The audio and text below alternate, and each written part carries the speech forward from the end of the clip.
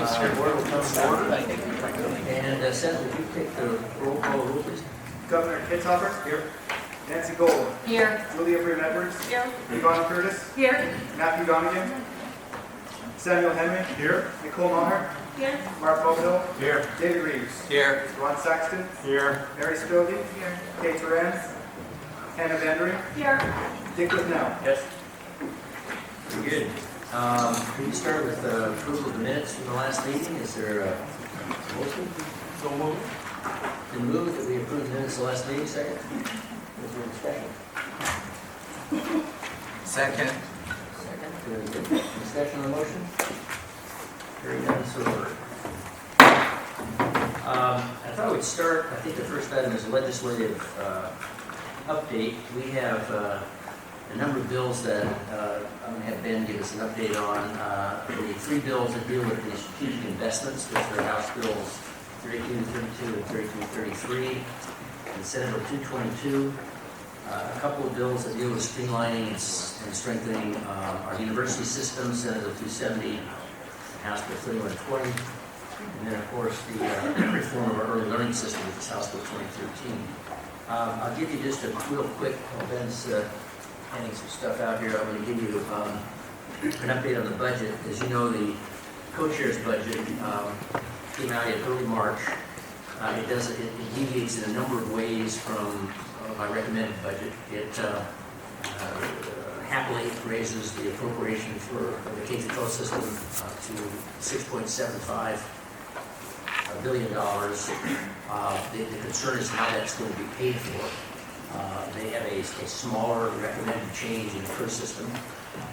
There is still an outstanding hole of $125 million in the Department of Human Resources and $40 million in the Department of Corrections, and the need for about $275 million in new revenue. The subcommittees will be reporting back to the co-chairs on April 15th. We'll find out how much of that DHS and public safety hole can actually be closed and what the remaining gap is. The House is, I think, having hearings today on a proposed package of revenue proposals, which will be certainly controversial, and I view that sort of as the opening conversation. I think this will evolve, and ultimately, I believe any revenue package that the legislature passes will be the result of collaboration between Republican and Democratic members of the legislature. So I think the budget picture will become clearer in a couple of weeks. With that, Ben. Thank you, Governor. Members, for the record, Ben Cannon, Governor's Education Policy Advisor. I've handed out, it should be in front of you, a updated list of bills that we're tracking that relate closely to OEIB and gubernatorial priorities, as well as other bills of interest.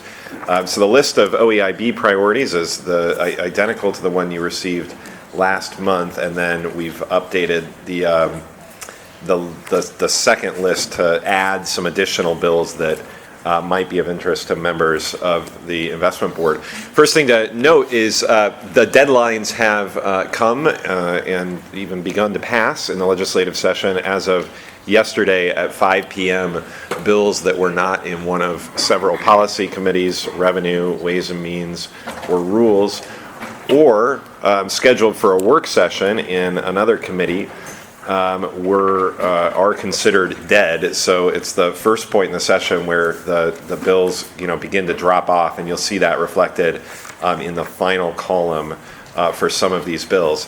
Happily, all of the bills on the first list of OEIB and governor's priorities have either been signed, in the case of the first bill, the tuition equity bill that the governor signed last week, or are scheduled for a work session later this week or next. That includes the bills that the governor referred to that would establish policy for the OEIB's proposed strategic investments. They include the bills for governance changes related to early learning, youth development, and the post-secondary system. They include 2013, the kind of delivery system bill for early childhood services. So all of those are on track in the sense that they've been scheduled in their relevant policy committee for work session, and we're working closely with the chairs and members of those committees to move them along.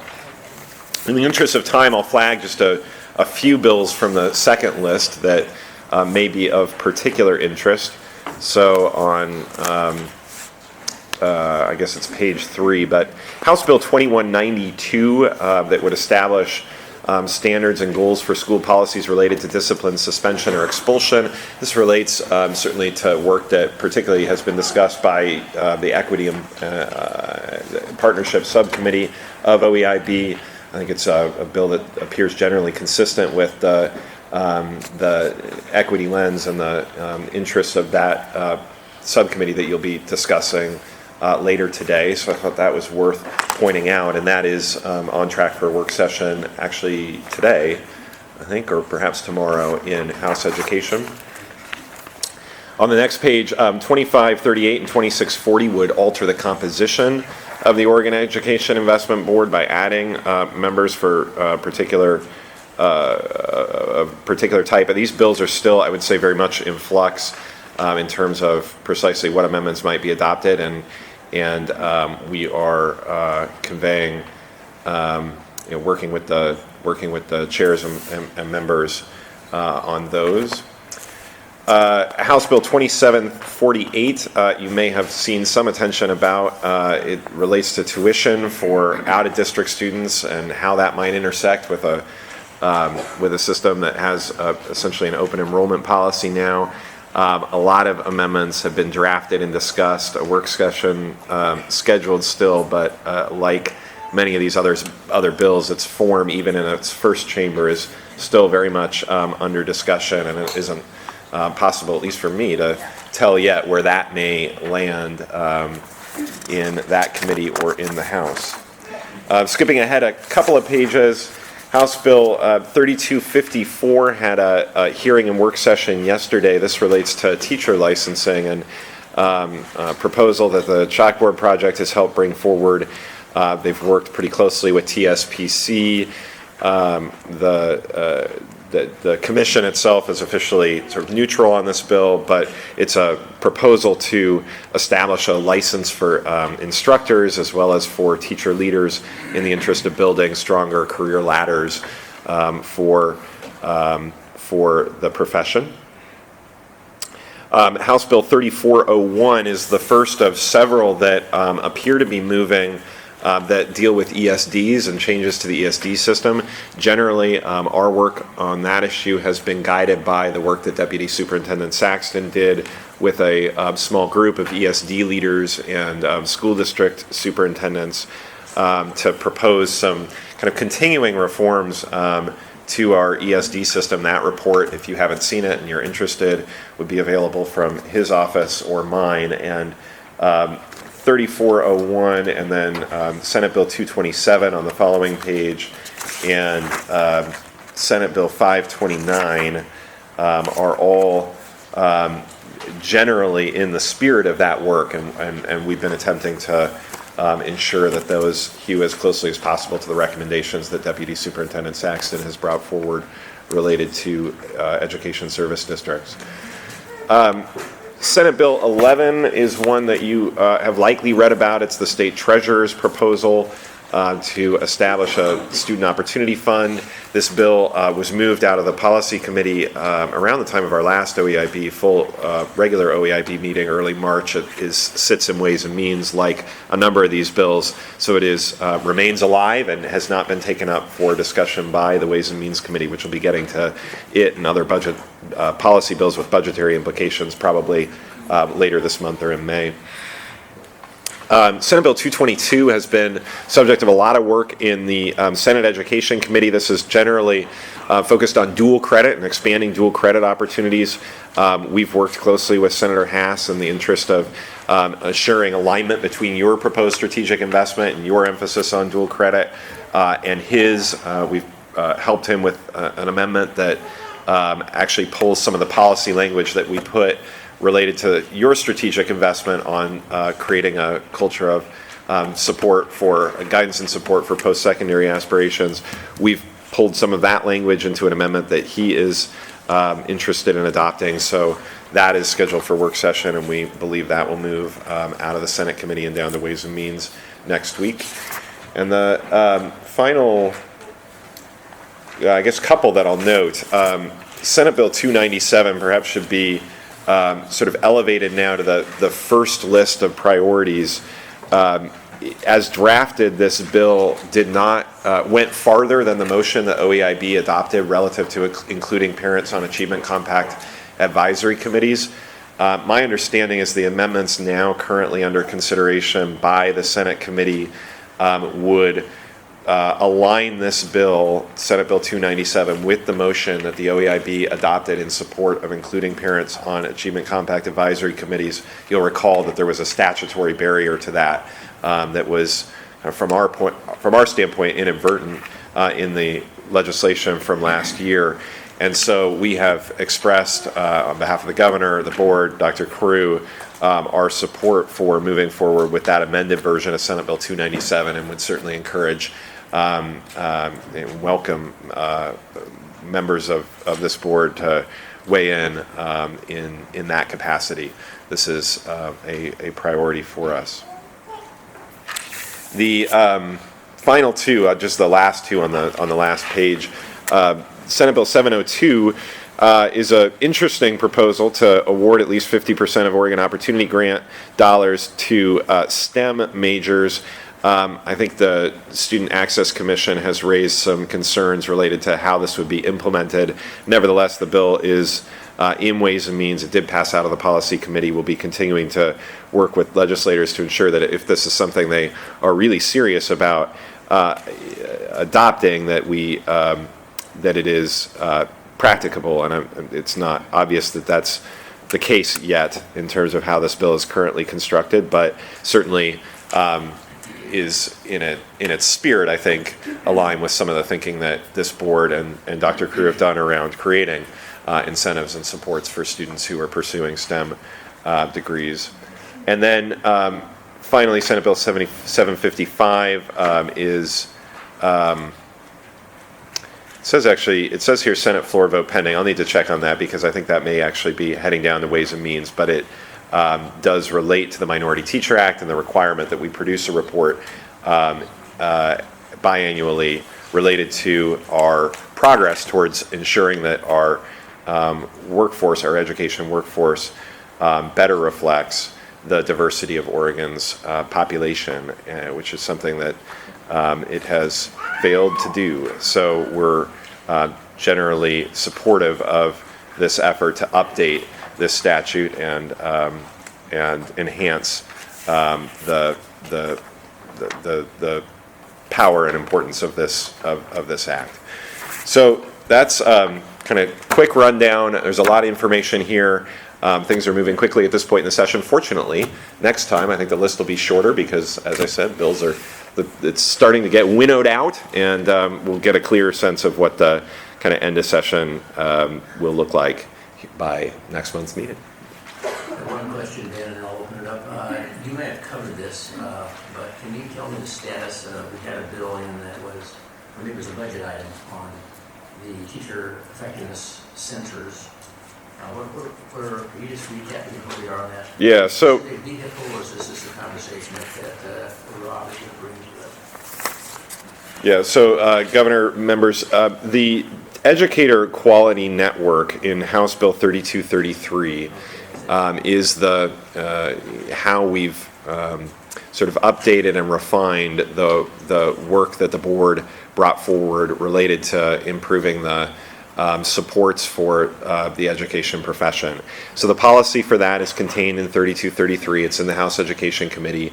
Our hope is that committee will vote it down to Ways and Means, where there will be continuing conversation with the Ways and Means co-chairs on funding for it. Any questions for Dan?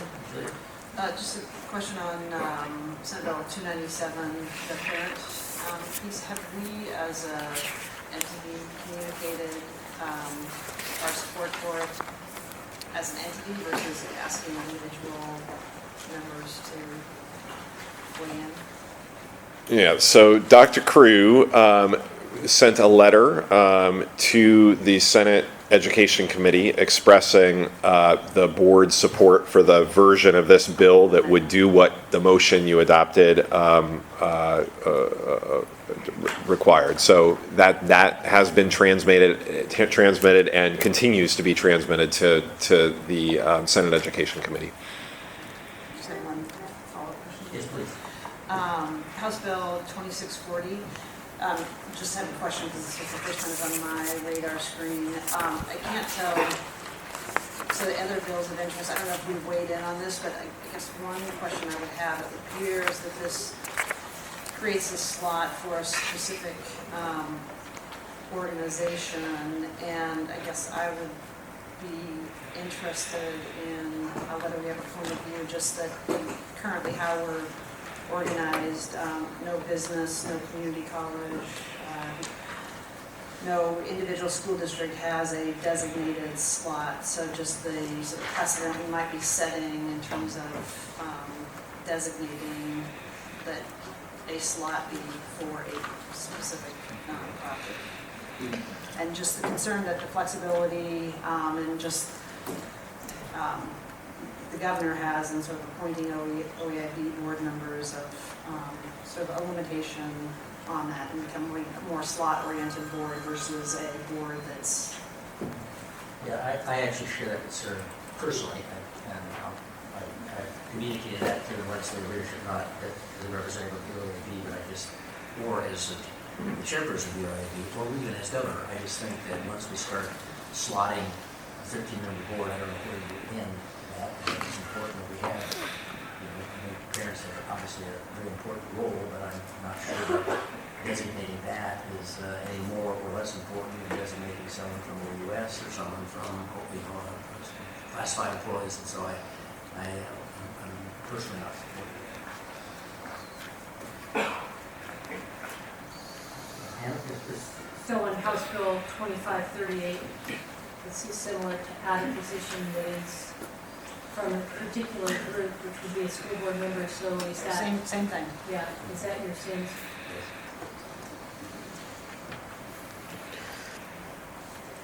Okay, thank you, Ben. Thanks. The next item has to do with a proposed process to evaluate the performance of our chief education officer. We can discuss that, and Nancy has developed a proposal which I'd like her to walk through. It would be our intent to actually adopt this at the next meeting, but I wanted to have her walk through that and make sure that we're comfortable with the approach that she's taking. Yeah, I want to begin by recognizing Kathleen Healy, who worked with me on this, and just so that you all know, this is oh, there you are, so thank you very much. Good luck in your new roles. This is a process that we sent it to OEIB members last night. This is a first reading. We want to get input from you today, and then we do want to ask you in the next 2 weeks, if you have more input, to give it to us. We've also been zigzagging back and forth with Rudy to make sure that this feels good to him. So what you'll see in this, in the beginning, you'll just see a timeline of how we would approach this. And it would begin with the Rudy in his position doing a reflection by actually filling this out. And if at our board retreat we had a scoreboard, which is sort of our measure of how are we doing as a OEIB, and of course Rudy as our leader then would reflect on how was he doing. He'd look at section 1. You see here, so section 1 analysis of scorecard. So he would give us input about where we made progress, and if there wasn't significant changes, what resources and new strategies are needed to achieve desired results. Then he would fill out the rest of this document. So if we just look under it, if you stay on page 1, the first section is around leadership, and you'll see a number of indicators that as a leader he would do in order that we achieve the 40-40-20. The second area is strategy formulation, and then the section under that is strategic execution. And the last one is, and then external relationships, human resource management. And what you'll see after, so Rudy will fill this out and then it will be given to us. So we would have the benefit of his thinking about his strengths in these areas and then the areas he wants to focus on, to work on. And he would give that to us as we fill out ours, because as OEIB members, there's some things we might not know without hearing his reflections about that. So we would fill it out, and what would be really important would be that if you see the section, please provide information that will help us understand your score in this category. Why that is important is we will gather all of these OEIB forms, your performance appraisal, and a subcommittee, which will be made up of members, will then synthesize that data, and then based on that data, we'll just talk about what can we do to support Rudy and any suggestions we have about areas that he needs to focus on as we move together into the next year. So that's pretty much an overview. Maybe I could open it up to questions and see first if there are any questions, any input. Why don't you take a minute to look at it? And then, there's a couple of weeks, we'll bring this back in May, and I am going to appoint something I know Hannah is especially interested in serving, and is there anyone else? Just take your moment that's interested. I'll seek you out if not to find you. Except President Chris over there. Yes. So first, thank you for getting this started, Nancy. So with this evaluation, Dr. Cruz is going to fill it out, and then we'll fill it out. How do we get stakeholders who are engaging in the work? I mean, I think as we look at our evaluation, we'll need to get feedback from stakeholders as well. Are we really engaging in conversations with them? What's that interaction? I see that the last part of the evaluation is around the chief education officers working with staff. Is there going to be staff input that's gathered? Is that process outside of this? I guess to understand. So for your first question, if you remember at the retreat, there's a customer satisfaction survey that Ruby has suggested doing. So of course, we're just into the strategic plan. So I think that would be the vehicle in future years that we could look at the results of that would help us think about that. Because I know Rudy really wants to make sure he sees how we're serving all our stakeholders out there. So we probably won't have that for this year because we're in what I call a ramp up. We're not full system yet. The second one, I mean, I think it would be reasonable for the staff to fill this out too. And of course, we would collect data by staff data and OEIB member data and stuff like that. Yeah. Yes. One thing that might be worthwhile, and I'm sorry I missed the earlier conversation on it, but to go back to the recruitment process and what we outlined as the job responsibilities and make sure that this document reflects that.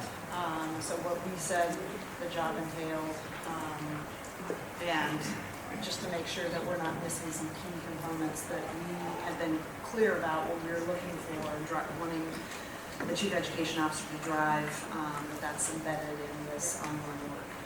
Great suggestion. I think we did some of that, but we revised this multiple times, so we need to go back and do a crosswalk of that, so we'll do that.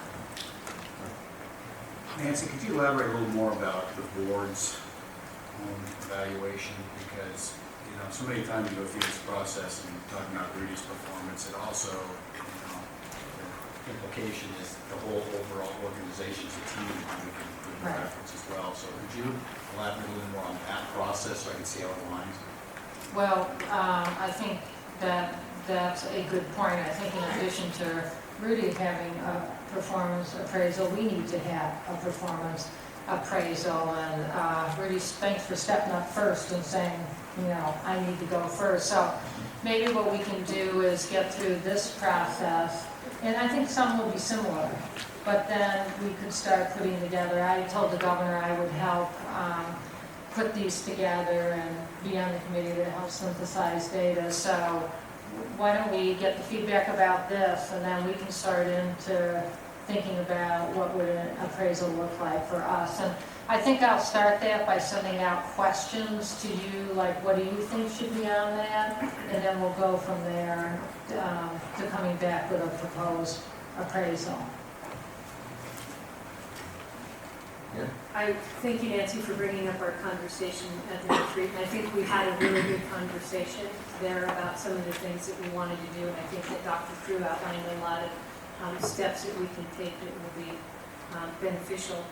And it might be good to maybe get that down prior to the next meeting, because I think it is a package deal that we're looking at the entire board and our chief education officer and what we do moving forward should be aligned. That will help me anyways, make sure that I give it input that will be helpful. I think we need kind of a flow chart that brings all of that into it and shows where this is, and then I could also add where we would put our own appraisal, so that's It's a great. crosswalk. Some indicators. Okay, thank you.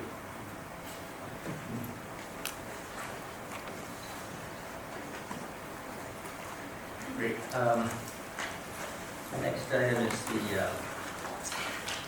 equity lens. We've had a subcommittee working on this. Before we go to that, I just want to, first of all, you probably know this, but Kathleen Healy will be moving on to other adventures, and I just want to thank you for a tremendous job and a difficult job helping hold the ship together as we launched it. So thank you very much. We wish you the very best.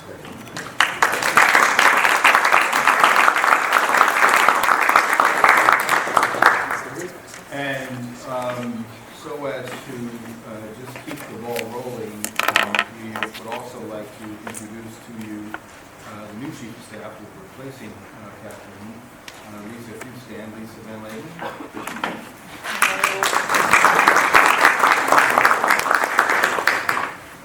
And we have with us some students from Roosevelt High School, and we'll be hearing from them. Are you going to lead the presentation on the subcommittee, or do you want to? I want to, just before we do, I just want to acknowledge the loss of a dear friend,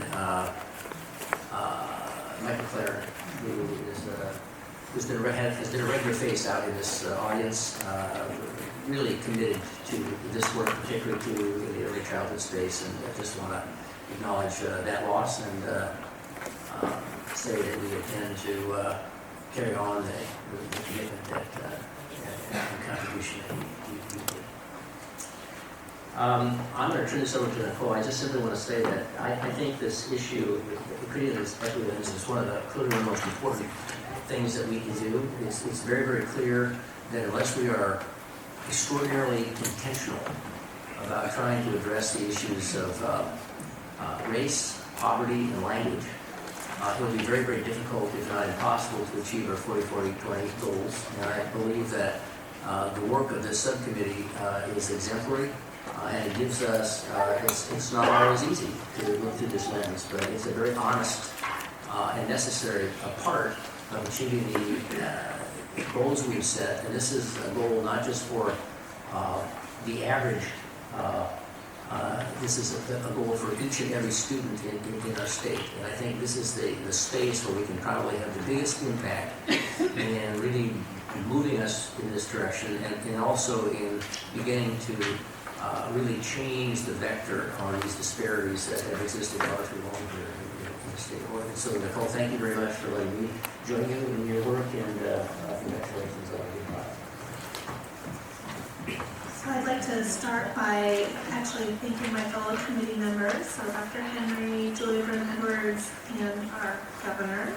And I'd also like to thank Rudy and Doris and Mike, and also Seth, for all of their amazing support in this incredibly robust process, as well as we actually invited a whole group of individuals from across the state of Oregon to serve in an advisory capacity to this subcommittee. So we had a lot of dedicated people supporting and helping us.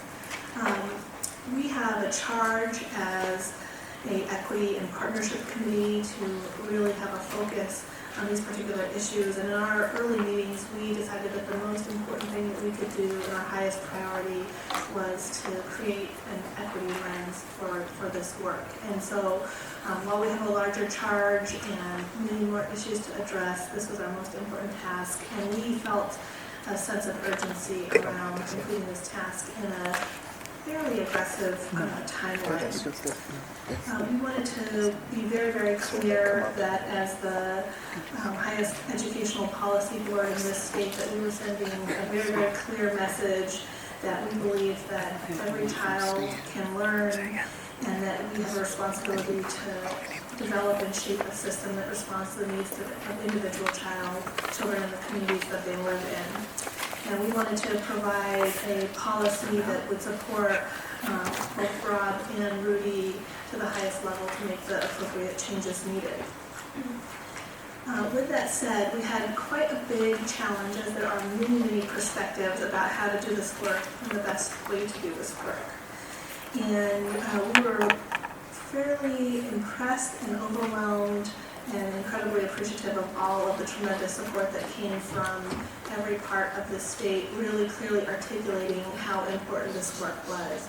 And you will see from your handout that we engaged well over 50 groups to receive feedback. You'll see in the audience we have a group of students from Roosevelt who provided direct feedback on the lens. We reached out to the business community and every educational advocacy group that we could come up with. We did this by inviting to meet with folks in person, receiving written comment, as well as having phone conversations. And so we felt like in order for this to be successful, we had to be really intentional. Our process really included several discussions as a subcommittee and as an advisory committee, and then a deep community engagement effort. And what I'm going to do now is actually share specifically around some of the challenges that we had and some of the tougher discussions that took place. What we found prior to creating this lens was that there really are some trends nationally and on a local level around when these types of documents can be really helpful and lead to change. And one of the things that we found was that when you can be more concise and clear about what you're trying to accomplish and what your beliefs and values are, you're much more likely to be successful. The challenges we faced is that, as you can imagine, with that robust of a community engagement process, this document could have literally been 20 pages.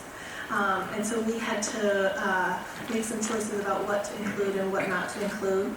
And I'm sure there's some folks that suggested language that wasn't included who are disappointed as a result, so I'll acknowledge that. Additionally, there was real pressure to include every single possible group under the sun that has experienced inequality and disparity. And we certainly did not want to be in a position where we were creating a hierarchy of disparity. At the same time, we found that equity lenses that are the most effective are really clear about their focus, and we chose to do that as a result. There was a constant tension where folks repeatedly brought up that they would prefer not to talk about race, but they would prefer to have a conversation about poverty. And the way that we looked at that was really to just look at the data. And what we found is that in this state, there are achievement differences for white students depending on their income level, but when you look at several populations of color, the overall impact on performance and outcomes is really about race, not as much poverty. And lots of smart people look at the data all the time, and it's a really hard conversation to talk about because people are much more comfortable discussing poverty than they are institutional racism. And as we move forward in these conversations, we felt like it was incredibly important to have and we received a lot of overwhelming feedback.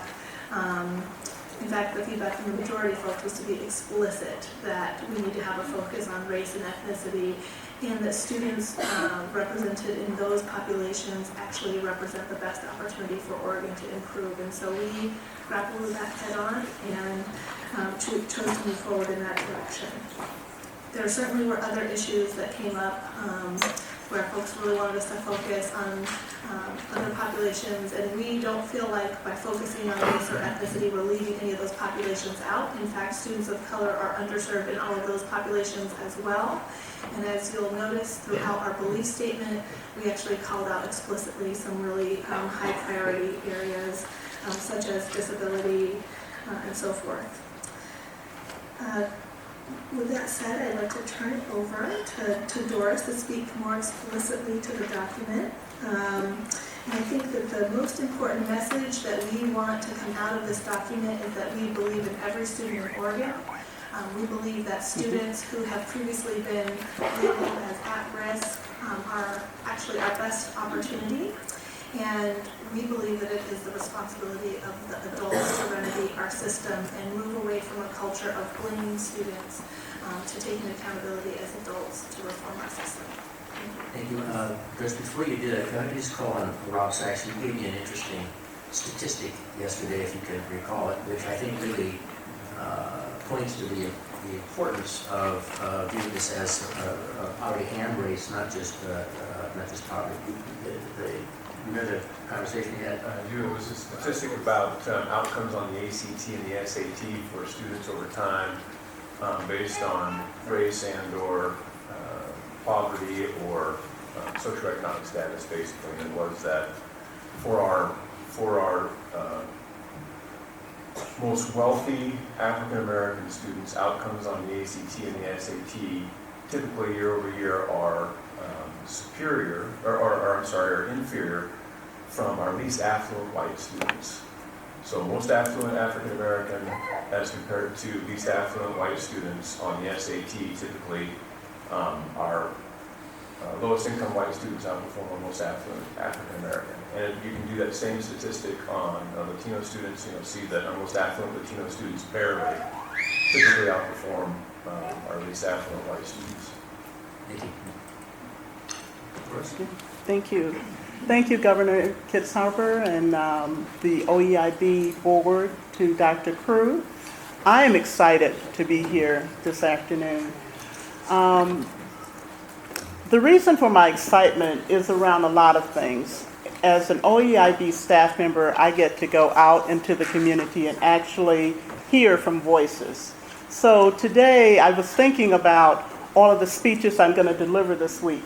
And I said, well, I got a different title for this one and that one. What am I going to call today? So I'm calling it The Face of Policy. Because as I go through the presentation, interspersed will be people who will come up and talk about different parts of the equity lens and help you to put a face with the policy that we're talking about.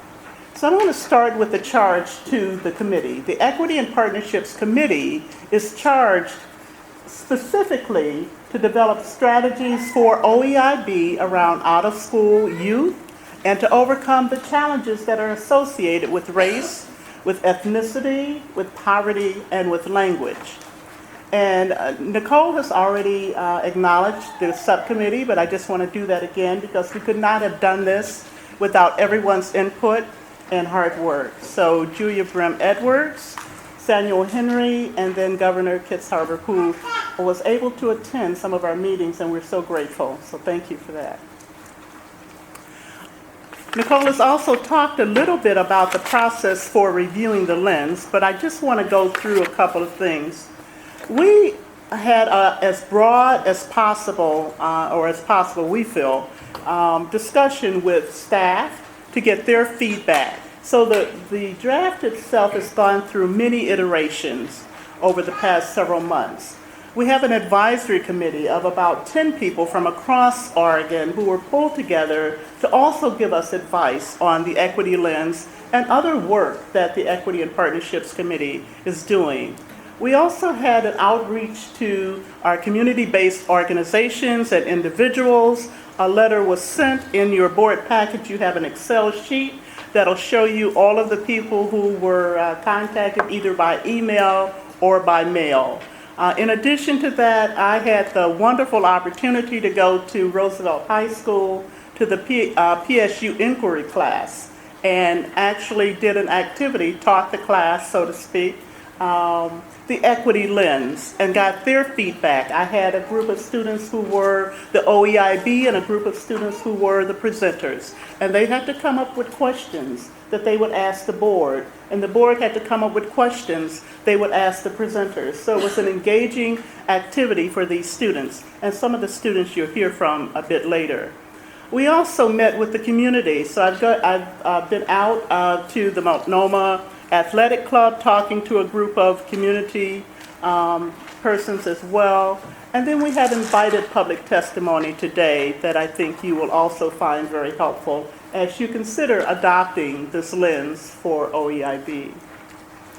So the format of the lens itself, you'll see that there's a preamble, there are belief statements, the purpose of the lens, the case for equity itself, and then addendums. And in the addendums are the basic features of the lens as well as definitions. So today we're not going to spend a lot of time on the definitions, but I'll start talking a bit about the preamble itself. So the preamble, if you think about the preamble, it's that introduction to what is this concept of the equity lens is all about. In one of my conversations with a community person, they said, you know, if you think about it, equity is the process to equality. And that kind of resonated with me. Equity is the process to equality. So the preamble itself is that statement, that vision of how we're going to attain educational equity and excellence in our state. The resources, what are the resources that are needed to guarantee student success? So when we talk about the lens itself, we also have to think about, as an investment board, what are we willing to invest in? If we think about education, education is tied to the prosperity of Oregon. So in our preamble, that is stated as well. The opportunity gap is also stated. Achievement gap and the status of our students in Oregon. And I just would like to just take a minute and read a section of the preamble to your hearing.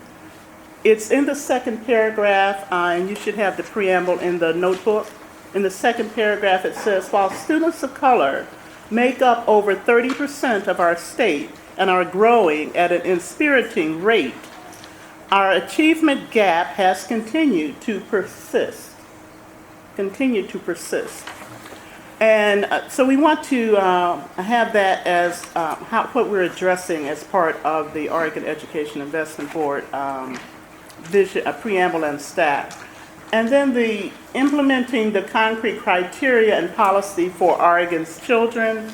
And again, in the third paragraph, we believe that one of our most critical responsibilities going forward is to implement a set of concrete criteria and policies in order to reverse this trend and deliver the best educational continuum and educational outcome for Oregon's children.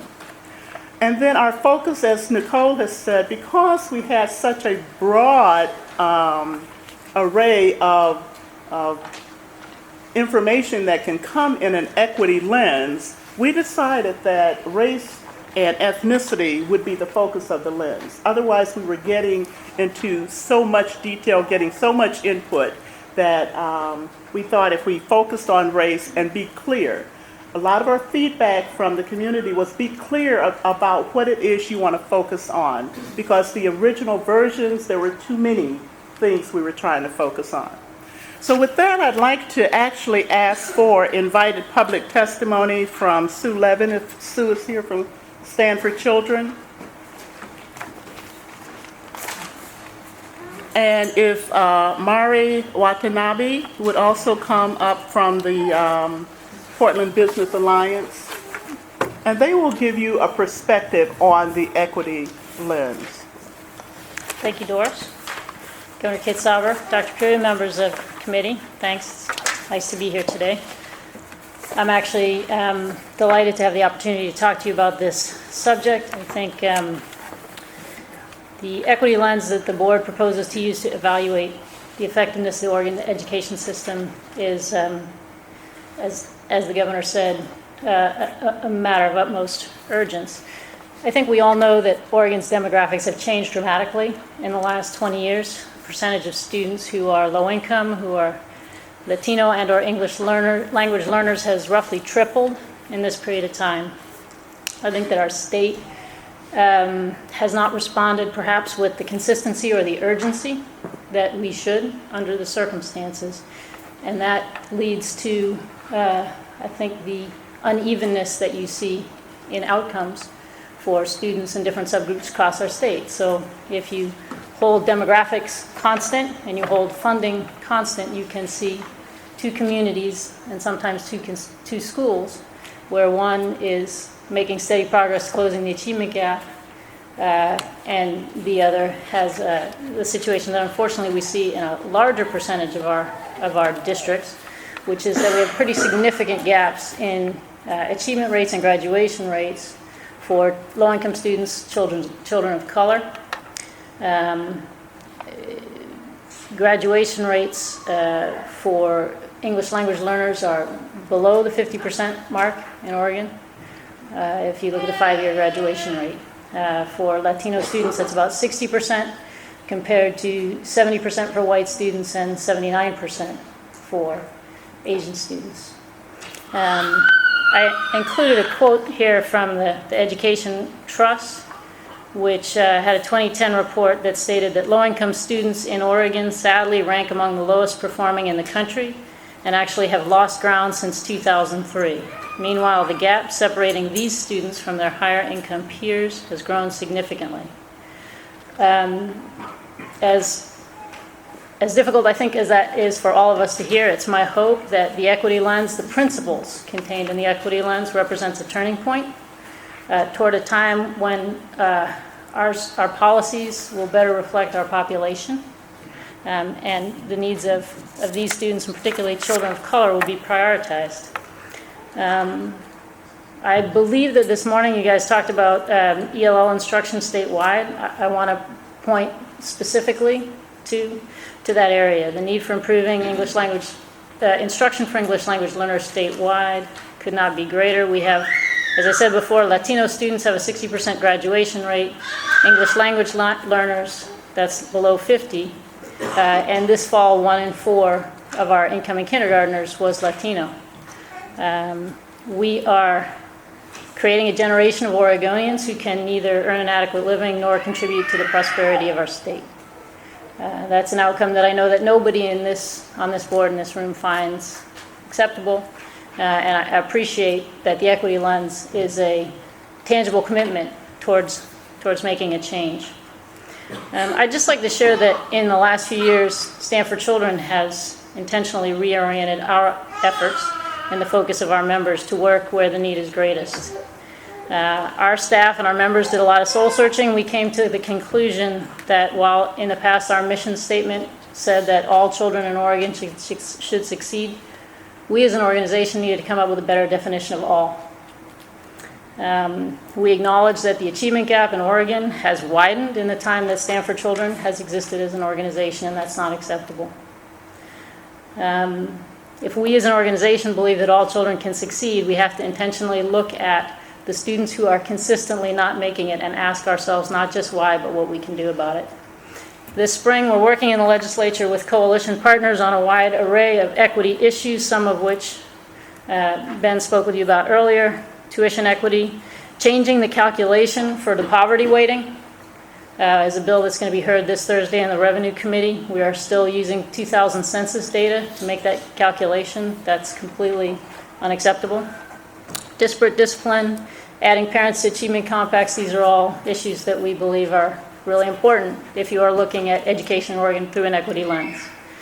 We're ready to work with you on the OEIB, with school districts, parents and teachers, and other community groups to help narrow Oregon's achievement gap so that all our children have a chance to graduate from high school prepared for and with access to college. Thank you very much. Thank you.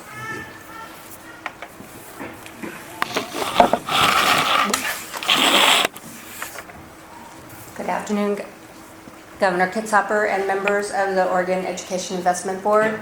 My name is Mari Watanabe. I'm the Leadership Portland Director at the Portland Business Alliance, and also serve as Executive Director for Partners in Diversity. I'm here on behalf of Sandra McDonough, who's President and CEO of the Portland Business Alliance. She regrets she could not be here to testify in support of this initiative today. We are fortunate to have a governor who believes strongly in education reform. Thank you, Governor, for spearheading the landmark legislation, including the recent passage of the tuition equity bill. And thank you to the board for recognizing the need and importance of an equity lens in our education efforts. The Alliance recognizes that a trained and educated workforce is essential to a growing economy. We believe Oregon must improve the quality and output of its education system if it hopes to develop a long-term solution to the economic crisis facing Oregonians, including stagnant job creation and declining per capita income. The equity lens is a critical tool for the future vitality of our region. As Oregon grows more diverse, it is clear that we cannot achieve our 40-40-20 goals without a focus on underrepresented students and students of color. They comprise a growing segment of our student population and as a result present a significant opportunity in improving overall education outcomes for the state. At Partners in Diversity and at the Portland Business Alliance, we know that more and more companies need to attract and retain professionals of color in order to have a competitive advantage and stay relevant in the global marketplace. We have a moral responsibility to make upstream investments in education like the equity lens that seeks to end disparities and gaps of achievement, thereby cultivating a diverse talent pool and workforce for employers to hire from. The workplace reality is such that if we don't address this issue, there won't be an adequate workforce to do the jobs we have in this region. The Value of Jobs Coalition recently released a groundbreaking study examining the Portland Metro's advanced manufacturing sector. The study found that Portland Metro non-white workers and workers who do not speak English at home earn nearly 50% more in manufacturing careers than in non-manufacturing jobs. Post-secondary education, including workforce training and career pathways, are essential in engaging a diverse workforce and contributing to a strong economy. Initiatives like the Equity Lens is vital in diversifying and strengthening our future workforce. We would also like to add that along with race and ethnicity, a focus on special learners should be addressed as all individuals deserve equal opportunity to be a productive member of our regional economy. Thank you. Thank you very much. Questions? Good. Okay. Thank you, and thank you to Sue and Mari for their testimony. So the next section of the equity lens itself is about the belief statement. So what is it that you believe? If we have a tangible document, what is it about the beliefs? So I'm just going to go through briefly a couple of sentences that you'll find captured as part of those beliefs that are listed. So there's a moral imperative to provide an optimal learning environment, so that every child, every single child, can be successful in Oregon, will be successful in Oregon. I always say, I just have to stop here and I won't do a lot of edits, otherwise we won't get through. But I used to say to my district when I was superintendent, it's not about all children, because all children, if I turn around and I look and I say all, they're blurred faces. It's about each child. So when I can mentally and when I can physically see each child, it makes a difference in how we respond. So it's a moral imperative for us. Speaking a language other than English is an asset. Our students come to us with many assets. And we need to look through the lens of assets, not deficits. We believe that it's important to have inclusivity. So special education, diverse learners, that's all a part of what we believe in. And I think that Mari said it well. It has to be upfront and out there for us. We also received a lot of feedback that special education not only be included, it was toward the end of the beliefs, but move it up front. So we did that. We must meet the need of a diverse population, and you've already heard about the statistics and you know them. Intentional and proven practices to return our out-of-youth students to school. And you're going to hear from a young lady that will tell you more about her story. A quality early learner program in disparities and gaps. And we know that, Governor, you have put a lot of commitment into early learner programs. Resource allocation demonstrates priorities, so if we're really about equity, where are we putting our resources? Partnerships are key to improving outcomes. This is not something the board can do alone. It's not something that OEIB staff can do alone. It's about partnerships. So you see the room filled with partners today because we can't do this work alone. That's where the face of policy comes in. A broad array of career and job opportunities. We believe that that needs to be provided for our students. We believe that the universities and our colleges and our community colleges all play a critical role. We believe that we need to continue to diversify our teacher workforce, our educator workforce. We believe in a rich history and the culture of learners, and we believe that's a source of pride. And we believe that the single most important piece that turns around student achievement is a great teacher in the classroom. So supporting great teachers. So with that, I'd like to ask our students to come forward, and we have 5 students, 4 of them from Roosevelt and 1 student from Salem Kaiser. So at this time, would Vanessa Barajas come forward, Shoni,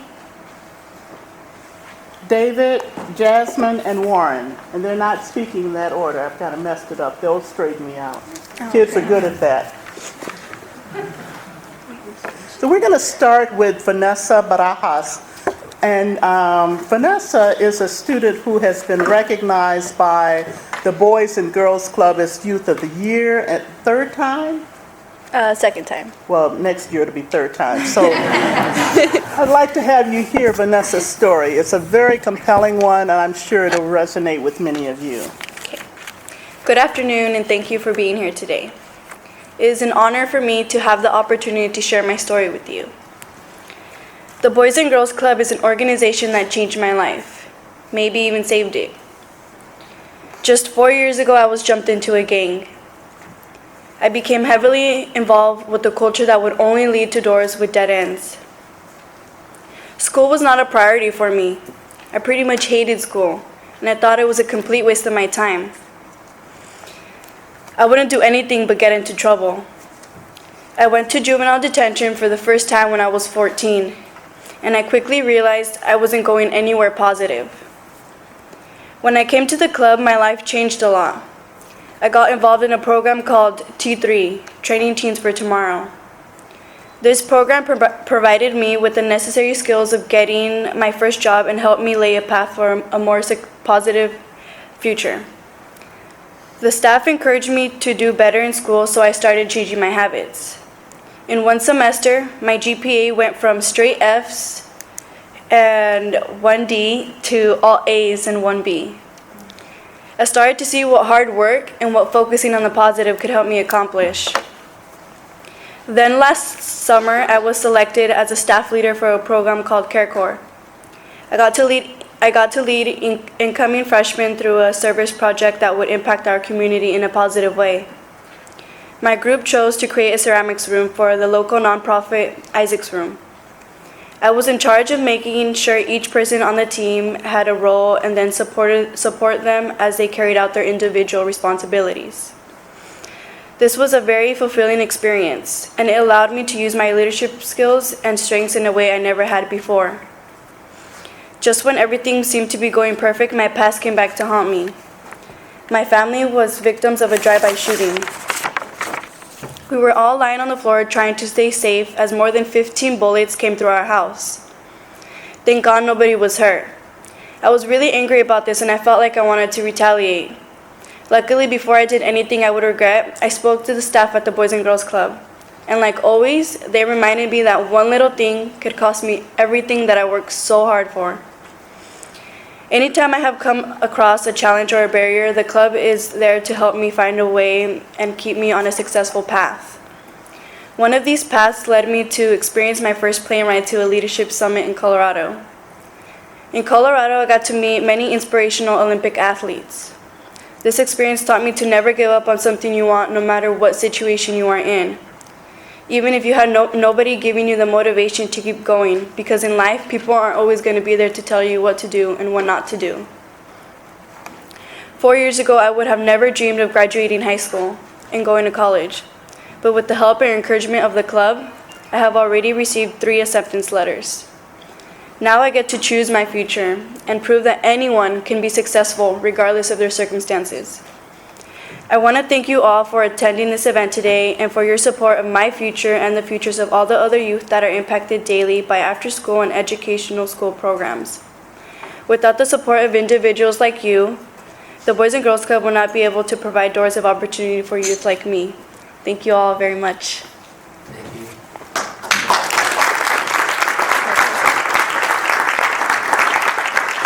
Yes, I'd like to thank Vanessa, and Vanessa is the face of We Believe in our out-of-school youth. We believe that we can put programs together that can turn students around. That's our belief system in OEIB. I'd also like to introduce Caitlin. Caitlin is the case manager for the T3 program, the Teens for Tomorrow. So Caitlin, thank you for bringing Vanessa. We appreciate it so much. And now I'd like to ask Dr. Lupro, if he would come forward. Yeah, Okay. You're welcome to go ahead. But I need a hug first. Yeah. Oh, okay. Thanks. Dr. Lupro is one of the professors that works with the PSU Inquiry Program. He will briefly introduce the program, and then we have 4 students who will also share a bit with you. So, Dr. Lupro. I'd like to start by thanking the board and the governor for having this process. I'd like to thank Dr. McEwen for facilitating our participation here today. I'd also like to thank Vanessa Kroc and Matt Boyer, my teaching partners at Roosevelt. It's a team-taught course. And I especially want to thank the talented students you see here and over here that I have the pleasure of working with every day. My name is Michael Lupro. I'm an assistant professor at Portland State University. I coordinate the Senior Inquiry Program. And I want to tell you a little bit about the program first. Senior Inquiry is a dual credit year-long program offered in partnerships between Portland State University and selected area high schools. Its purpose is to deliver interdisciplinary college-level courses on-site at the high school, preparing students for the unique demands and rewards of college coursework. Senior Inquiry is team-taught by high school and university faculty. Our courses are collaboratively developed under the same general education guidelines as PSU's award-winning University Studies program and our department and our freshman inquiry program, particularly around our 4 goals of critical thinking, communication, ethics and social responsibility, and diversity of the human experience. Our program is currently in 4 high schools, Westview and Beaverton, Liberty and Hillsborough, and Jefferson and Roosevelt in Portland. And I have the good fortune to teach at the latter 2. In addition to our advocacy of the equity lens here today, I'd like to point out briefly that Senior Inquiry is also successfully doing the work of bridging K-12 and higher ed in providing equitable opportunities for underrepresented groups and building a bridge between our high schools and our universities. Senior Inquiry is a wheel that is already spinning well, a wheel not needing invention. Our tires, however, are in desperate need of a sustainable source of air. And to be clear, by air, I mean funding. Without increased funding, we will soon only be able to be in the schools where families can afford to pay for the credit, which would effectively eliminate our ability to meet our equity goals. Based on my experiences teaching at Jefferson and Roosevelt, I wholeheartedly endorse the notion expressed in the equity lens that generating equitable opportunity for underserved Oregonians will pay the most dividends towards the state's 40-40-20 educational achievement goals. The theme for our course this year is race and social justice. So we've been engaging equity issues critically all year. As you're about to see, I have the pleasure of working with some exceptionally talented young people. So I'd like to conclude my remarks by outlining the process by which our testimony here today was derived. As Dr. McEwen mentioned, she came before spring break and introduced a draft of the equity lens to the class.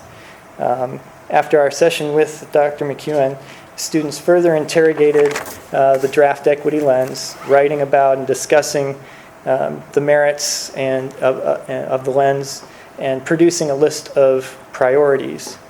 Upon learning of the opportunity to speak here today, we collaboratively developed a set of criteria for selecting our speakers. As I said to the class, I'd be happy to have any one of them representing us today. These are the 4 that were selected by the class based on that criteria that was collectively developed. And in a testament to the kind of learning community we have at Roosevelt, the testimony you're about to hear was produced with the participation of the whole class, even exchanging notes and going over drafts together as late as this morning. So I'd like to turn it over to the students at this point. We're going to start this afternoon with Jasmine Allen.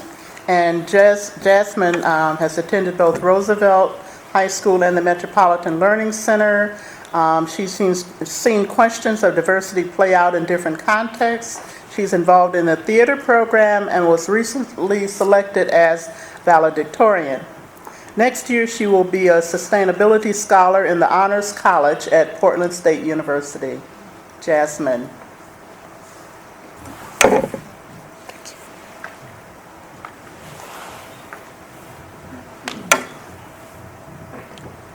Throughout my educational journey, I've experienced the range of opportunities available to high-achieving students in the Portland Public School District.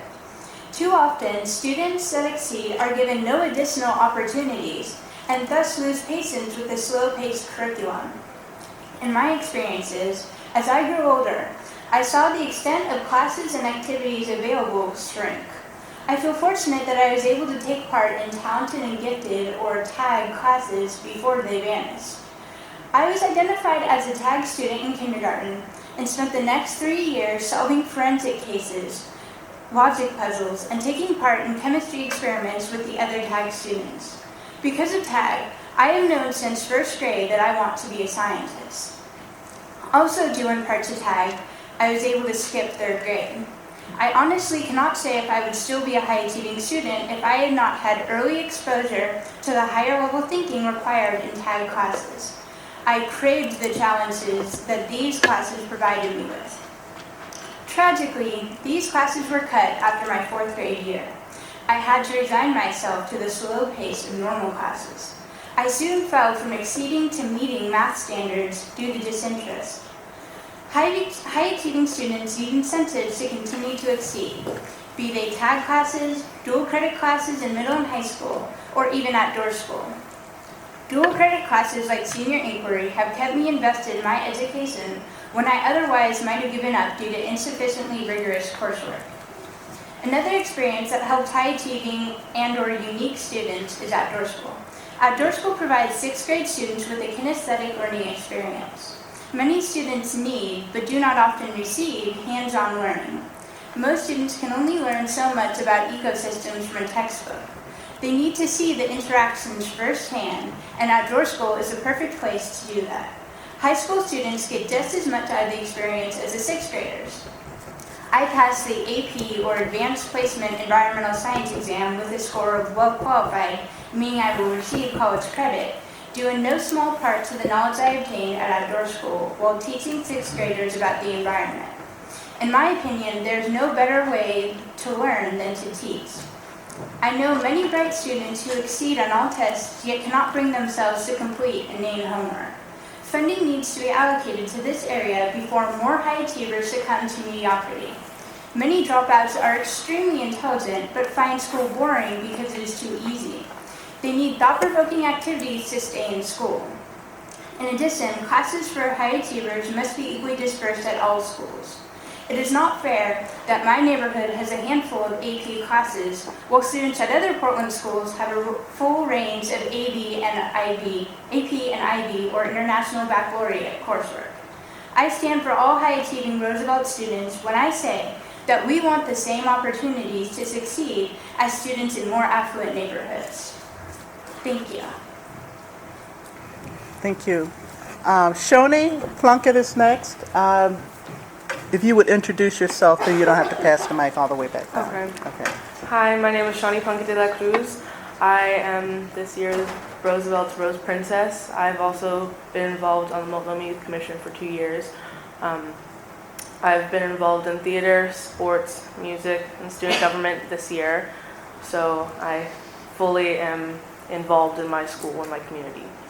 I'd like to say thank you for having us here, and one of our major concerns is the instability of after-school programs in schools. We are constantly having some of our best programs being taken away, yet the need for after-school activities is great.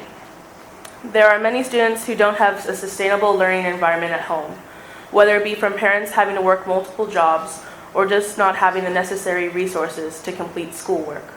However, programs such as SUN, which stands for Schools United Neighborhoods, it gives students the opportunity for tutoring sessions as well as dinner, which is also very important for students with low-income families. Picture the students who have to move for the 3rd time in 4 months, the students with no heat, internet, and electricity, the students with nothing in the fridge and nothing in their stomachs, the students that don't have a place to live. For those students, having school libraries open and after-school programs, it's the only way they can get help with their education after the school day is over. We believe that funding and other resources should be allocated to after-school programs because many educational disparities come from outside of school. Mentors from these programs can become role models for students with parents that aren't always at home or don't have a higher education and can't help their children with their education. We also need to push our children to be able to read before kindergarten. If they can start school with that skill already achieved, then they will be more likely to excel academically. All the speakers here today, half of us being valedictorians, knew how to read before starting kindergarten, and has helped shape our education. Thank you. Thank you, Shoni. And next we'll have Warren. Hello, my name is Warren Bay, and I'm a senior at Roosevelt High School, and I'm also a candidate for a valedictorian, and I am involved with our writing center that just recently got established. And I'm a writing consultant, so I help students with their scholarship essays and their class essays, and just if they need some help with writing. And I'm going to talk mainly about the programs that students need, and thank you for allowing us to be here today. In middle school, I always found myself reflexively lingering to the library at lunch to converse with my friends. I was never a social person, and at times that negatively affected the experience of my pre-secondary education. But as the redundant school days came to an end, I found myself anticipating the after-school programs offered at my middle school. At these programs, I learned to break out of my shell. Through participating in dance classes, art classes, and a film studies-oriented program, I learned skills that opened my mind to the wonders of the world. In high school, I only continued to grow. As a high school student, I found myself floating over to the school library as well. Only this time, it was to spend hours in schoolwork.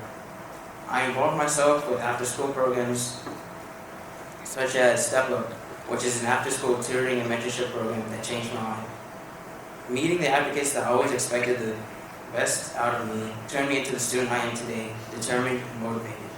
Students need after-school programs with caring adults as well as an open library, because these are the places where students like myself take shelter and grow into the students that thrive in today's society. In order for the 40-40-20 to be truly effective, it has to be implemented during the pre-secondary stages of education. Then, during these educational stages, students are beginning to find their own identities and their own passions in life. By applying the 40-40-20 to elementary and middle schools, it will create a basis that can be built upon as the years go by. Preparing students for the challenges of secondary education has to begin at the levels of uncertainty, where a student discovers the world of education and its vast uniqueness. The only inhibitor of success then is the lack of available resources. As seniors in high school, we know all too well the disparities that lie between minority groups and more affluent white students. We believe that students do have the ability to learn, and it is our responsibility to help them prepare for their own futures. That's why we believe strongly that 40-40-20 must come to incorporate both elementary and middle school institutions, because this is the time period most heavily affected by resource allocation. If we are to create a system that benefits all Oregon students, we must implement from the ground up. We're first building our foundation, then expanding from there. This will effectively eliminate social promotions, because each and every student will be prepared for their next year of education and wherever life takes them. Thank you. Thank you, Wayne. And last but not least, we have Dr. Lewis. My name is David Lewis. I am currently involved with my high school's music program. I'm also a student who's heavily involved in STEP as well as other after-school programs. And I also am involved with my school's Black Student Union, who helps organize fundraisers for the school in order to keep our basketball, well, multiple teams afloat and get them new uniforms and whatnot. And I want to thank everyone here for being here and allowing us to speak.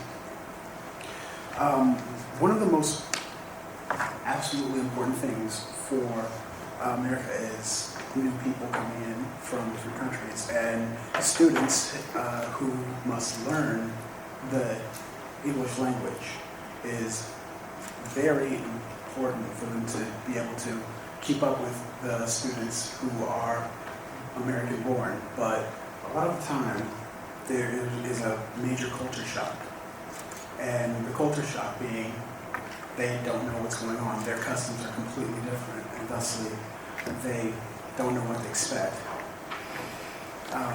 Many teachers and staff alike assume that the student can assimilate without any problem whatsoever, but that's completely untrue. And the entire program itself is often secondary to what's going on at home with the whole moving and the assimilation of their family as well as themselves. Teachers often come in without a deep understanding of the language that all their students speak. However, they know that they must learn to speak English, and they focus on that. But it is really important for the teachers to have a deep understanding and a deep connection with their students from all walks of life. And I think that it's really important for the students to have a very strong connection, so that's much easier for them to learn, and they don't have any reservations about speaking out in class, so they get the extra learning and the extra hands-on activity that most students crave and need in order to not only succeed but excel in modern classrooms. Many students, including myself, need supplemental assistance with work, and English is no different than that. It's very much difficult for students to be in a classroom and not have as much time as others who speak the language before them or have background information as English speaking people before they come to the country, or they were taught it in their other school. And many students don't speak English before they come to the school or the country even. Some people understand and speak English right off the bat, and because of that, it's much easier for them to work in the classroom with their teacher as well as their fellow students. But many people coming in during the middle of the school year, moving from different countries, they may not understand the dialect or anything like that. And so I believe that different level classes are necessary in order to supplement the skills that they have. And 40-40-20 wouldn't really be very effective if a student who just recently joined an American high school in their junior year and plans on graduating is unable to speak even in the basic, using basic principles and dialects and words that most of us use on a day-to-day basis. Thank you. Thank you. I'd like to thank all of the students from Roosevelt. Our students over here as well. Would you stand from Roosevelt?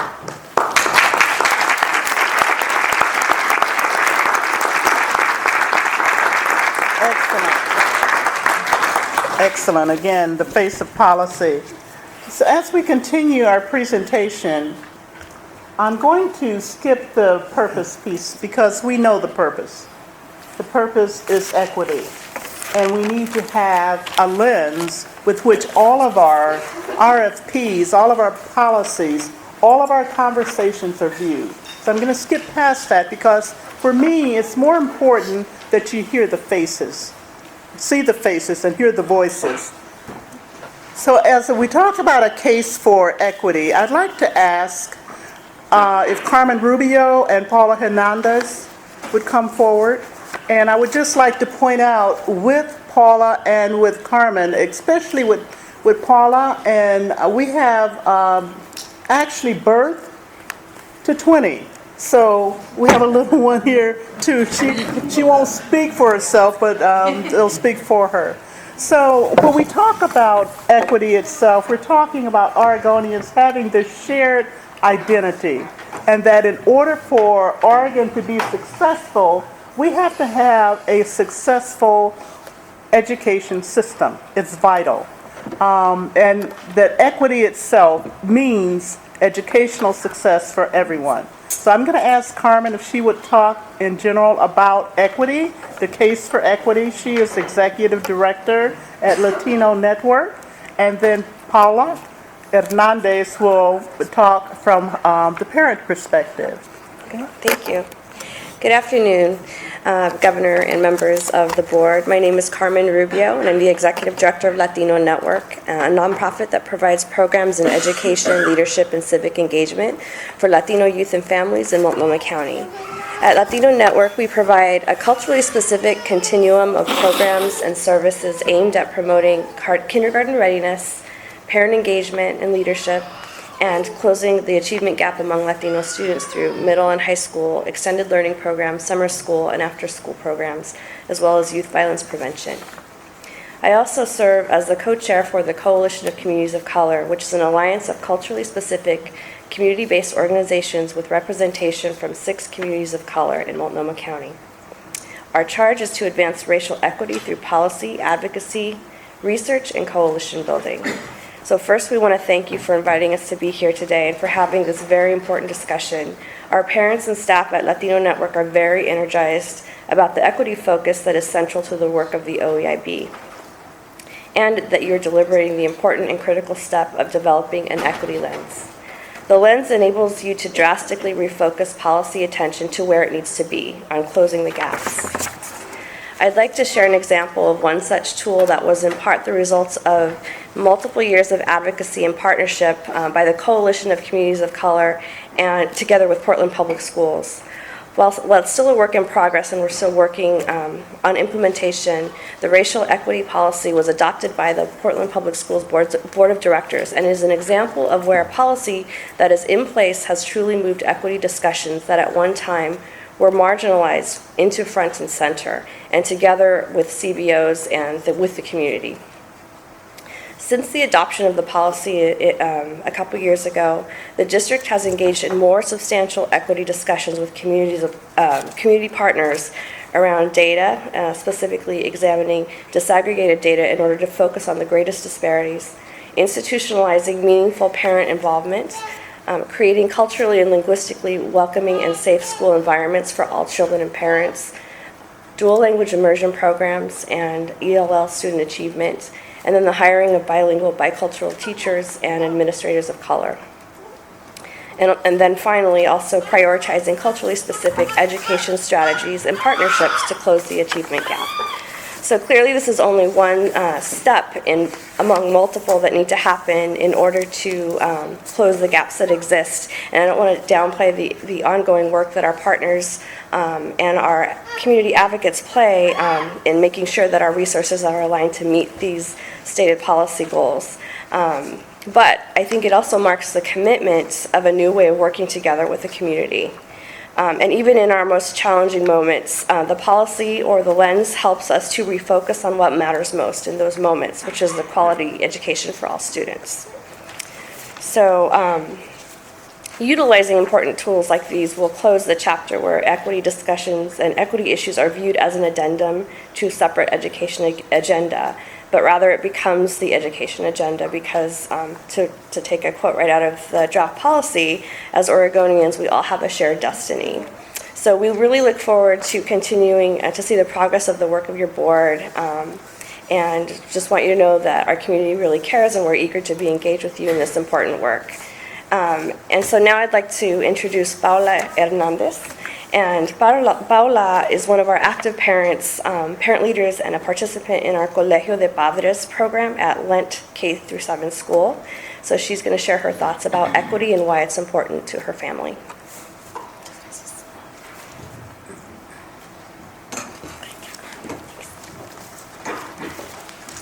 Muy buenas tardes al gobernador Kitsaber y a todos los representantes de la mesa directiva de inversión en la educación en Oregon. Good afternoon, Governor Kitzhaber and all the representatives of the OEIB board. Me llamo Paula Hernández. Estoy aquí representando a todos los padres latinos de las escuelas públicas de Portland. My name is Paula Hernandez and I'm here representing all the parents, Latino parents from Portland Public Schools. Soy miembro del grupo Colegio de Padres de Latino Network. I am a member of Colegio de Padres from Latino Network. Padres navegador en el sistema educativo. Which helps parents navigate the educational system. Estoy aquí para abogar para que adopten un lente equitativo. I'm here to advocate that you adopt an equity lens. Para las demás familias, para que las demás familias no pasen lo que nuestras familias pasan. So that other families don't go through what my family went through. Yo viví una experiencia muy desagradable. I lived a very displeasant experience. Una de mis hijas fue víctima de abuso físico. One of my daughters was a victim of physical abuse. Un día mi niña regresó de la escuela y estaba llorando. One day my daughter came from school and was crying. Y no quería que ni la abrazara ni hablar conmigo. She didn't even want me to hug her and she didn't want to speak with me. Le di un momento para darme confianza. I gave her some time so that she could build the trust. Ella me contó lo que le pasaba. She told me what happened. Entendí rápidamente qué es lo que sucedía. I quickly understood what had happened. Y para eso tuve que ir al doctor de emergencias. And for that I had to go into the doctor in emergency. Ellos comprobaron que sí había abuso físico. They were able to tell that there was physical abuse. Entonces acudí a llamar a la escuela de mi niña. So I went to call my daughter's school. Para hablar con la directora. Ella hizo una cita para mí. To speak with the principal, she made an appointment for me. Y traté de buscar asesoría, pero nadie me pudo ayudar. I tried to find help, but nobody was able to help me. La organización Portland Impact fue la que me ayudó. The organization Portland Impact was able to help me. Pero solo con ir a traducirme en mi idioma. But only to go and interpret for me in my language. Cuando la escuela vio que yo llevaba a una trabajadora de Portland Impact, when the school saw that I had taken an employee from Portland Impact, dijeron que no podían aceptar. They said they couldn't accept that.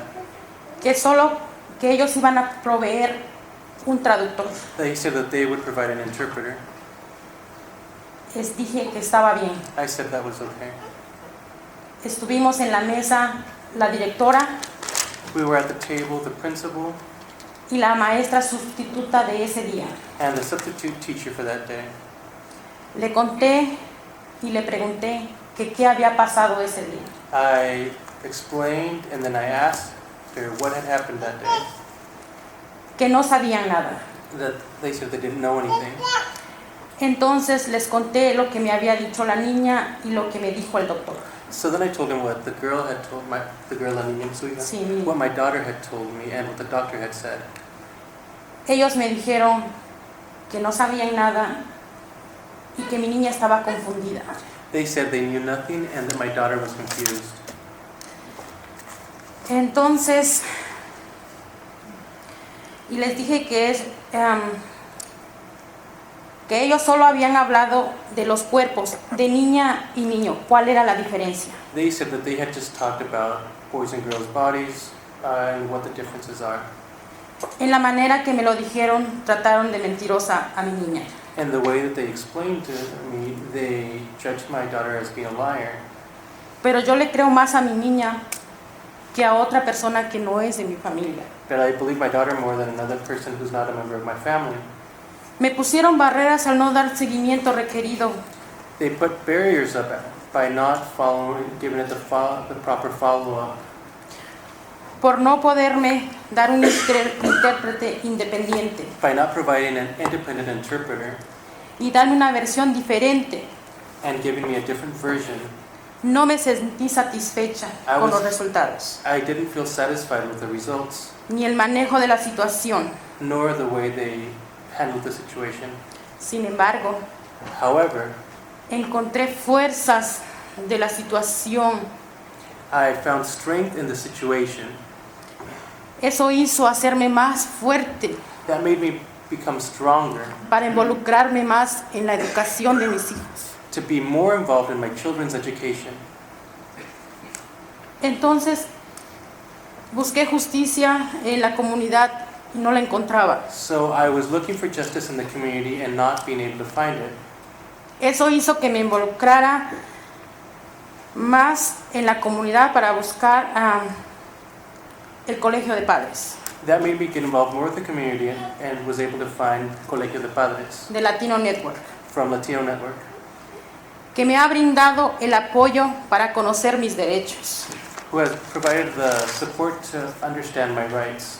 Si hubiera una política de equidad en la escuela, hubiera reconocido su falta y dar el seguimiento adecuado a la situación. If there were an equity policy in place at the school, they would have recognized their mishap and would have been able to give the proper follow-up to the situation. Me gustaría abogar que adopten una política para usar un lente equitativo I would like to advocate that you enact a policy to use an equity lens para informar al sistema educativo que haya y que traiga equidad y calidad de educación. so that it can advise the educational system and bring equity and quality education Para nuestros hijos y nuestro futuro. for our children and for our future. Principalmente estoy pidiendo equidad I am primarily asking for equity para todas las familias sin importar el nivel económico, for all families, not without regard to economic levels or economic income, sin importar el color de piel, without taking into consideration the person's color of skin, que todos los niños sean iguales that all children be equal y el mismo trato. and the same treatment, Y el nivel educativo, and for the level of education. por ejemplo, For example, nuestros niños no tienen cómo desarrollar su talento our kids don't have a way of developing their talent, y no tenemos las herramientas necesarias. and we don't have the necessary tools. También necesitamos que los maestros del programa Inmersión We also need that teachers in immersion programs tengan la suficiente preparación para el desempeño educativo. have the sufficient or proper training to develop their educational program. Y la capacidad de enseñar y no confundir. And the ability to inform and not confuse. También la preparación del personal y competencia cultural. And also have improved competency of the personnel as well as cultural competency. Yo quiero dar las gracias a la mesa directiva I want to thank the board de la inversión de Oregon for the investment in education of Oregon, por darme la oportunidad for giving me the opportunity de alzar mi voz, to raise my voice, las necesidades y preocupaciones my problems and needs de las familias y la comunidad of families and the community, y proveer fondos and for providing funds al programa Latino Network de Padres y Familias. to the Latino Network's Youth and Family Program. Muchísimas gracias y que tengan buenas tardes. Thank you very much, and may you have a good day. Thank you. Thank you. I'd like, can you pass me the mic? I'd like to thank Carmen, Rubio, Paula, Hernandez, and Victor for their testimony. Appreciate their thoughtfulness. As we think about the lens itself, there are basic features I call the how. That moves us into looking at how is that implemented, taking a look at questions that help districts and help communities reflect on whether or not the equity lens is being used in an appropriate way. So we're going to wrap up with the advocacy commissions, and then Rob Saxton will close us out in the public testimony. So if the advocacy commissioners would come forward, and they all know they're going to keep this very brief because we're ready to wrap this up. But I do not want to lose their voice in this conversation. So we're going to start with Carlos Perez. Carlos, you would introduce yourself. Sure. Thank you, Governor Kitzhaber and Board, for inviting us to share our comments today. I'm Carlos Perez, representing the Oregon Commission on Hispanic Affairs. I'm here today with my colleagues in support of the Equity Lens. With me today are James Manning with the Oregon Commission on Black Affairs and Michelle Vashling with the Oregon Commission of Asian and Pacific Islander Affairs. We come today representing the advocacy commissions. You have written testimony that we had previously provided, but we will now take a few moments to share why the Equity Lens is important to us. As an advocate for the Latino community, the reasons for adopting the Equity Lens are clear.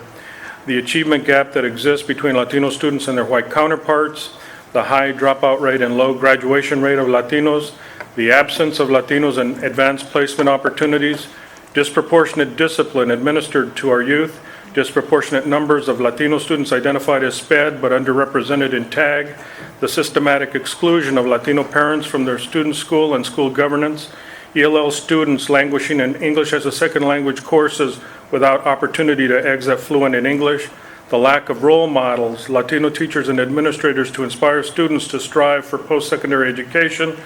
Many of today's educators are unprepared and ill-equipped to serve Latino students or students of color, and oftentimes Latino students, regardless of their legal status, are viewed as undocumented persons and undeserving of an education. It is time to level the playing field and provide the opportunity for each student to be successful. The Equity Lens, providing that it is used with consistency and fidelity, is the framework to drive the work. As an educational system, we need to be intentional and purposeful in the decisions we make in programs, practices, and financial investments to ensure that the issues of race and ethnicity do not impede anyone's education. In 1969, a Chicano poet, Abelardo Delgado, wrote about a Chicano student who could not read or write, dying with 1,000 masterpieces hanging only from his mind. The condition that led to the writing of this poem 40 plus years ago still exists today. I respectfully request you adopt the equity lens as presented by the Equity and Partnership Subcommittee to drive the work so important to the educational success of the state's Latino students and each child in general. Thank you. James? Thank you, Carlos. I tried to go as fast as I could. Thank you so much. Thank you. Thank you, Governor. Board, it's very nice to be here, and it is, in fact, an honor. My name is James Manning, and I'm here representing the Oregon Commission on Black Affairs. We sincerely support the Equity Lens program. We think it's vital to the educational process of all the children here in the state of Oregon. I did have a very lengthy speech that I was going to bring, but then I found out that we were condensed to 5 minutes that we need to split amongst ourselves, so I'll just share one personal story with you. This story reflects my relationship with a young man in the Eugene-Springfield area. I've also been committed to gang prevention and awareness in the Eugene area as well. Well, this young man was going to school one day and he was approached by a gang, and they told him that if he didn't join the gang, that they would beat him up every day that he went to school. So, as a backup, the young man did what he thought was the proper thing to do, and that was to protect himself or try to protect himself. Inadvertently or directly, he decided to take a weapon, a knife, to school. It was discovered that he had a knife, and he was expelled from school. The young man wanted to continue his education process, so he enrolled himself in the Oregon Youth Challenge Camp, if you're familiar with that, and he successfully completed that. Once he completed the course, his desire was to go back to regular high school, but he found out that he was not able to.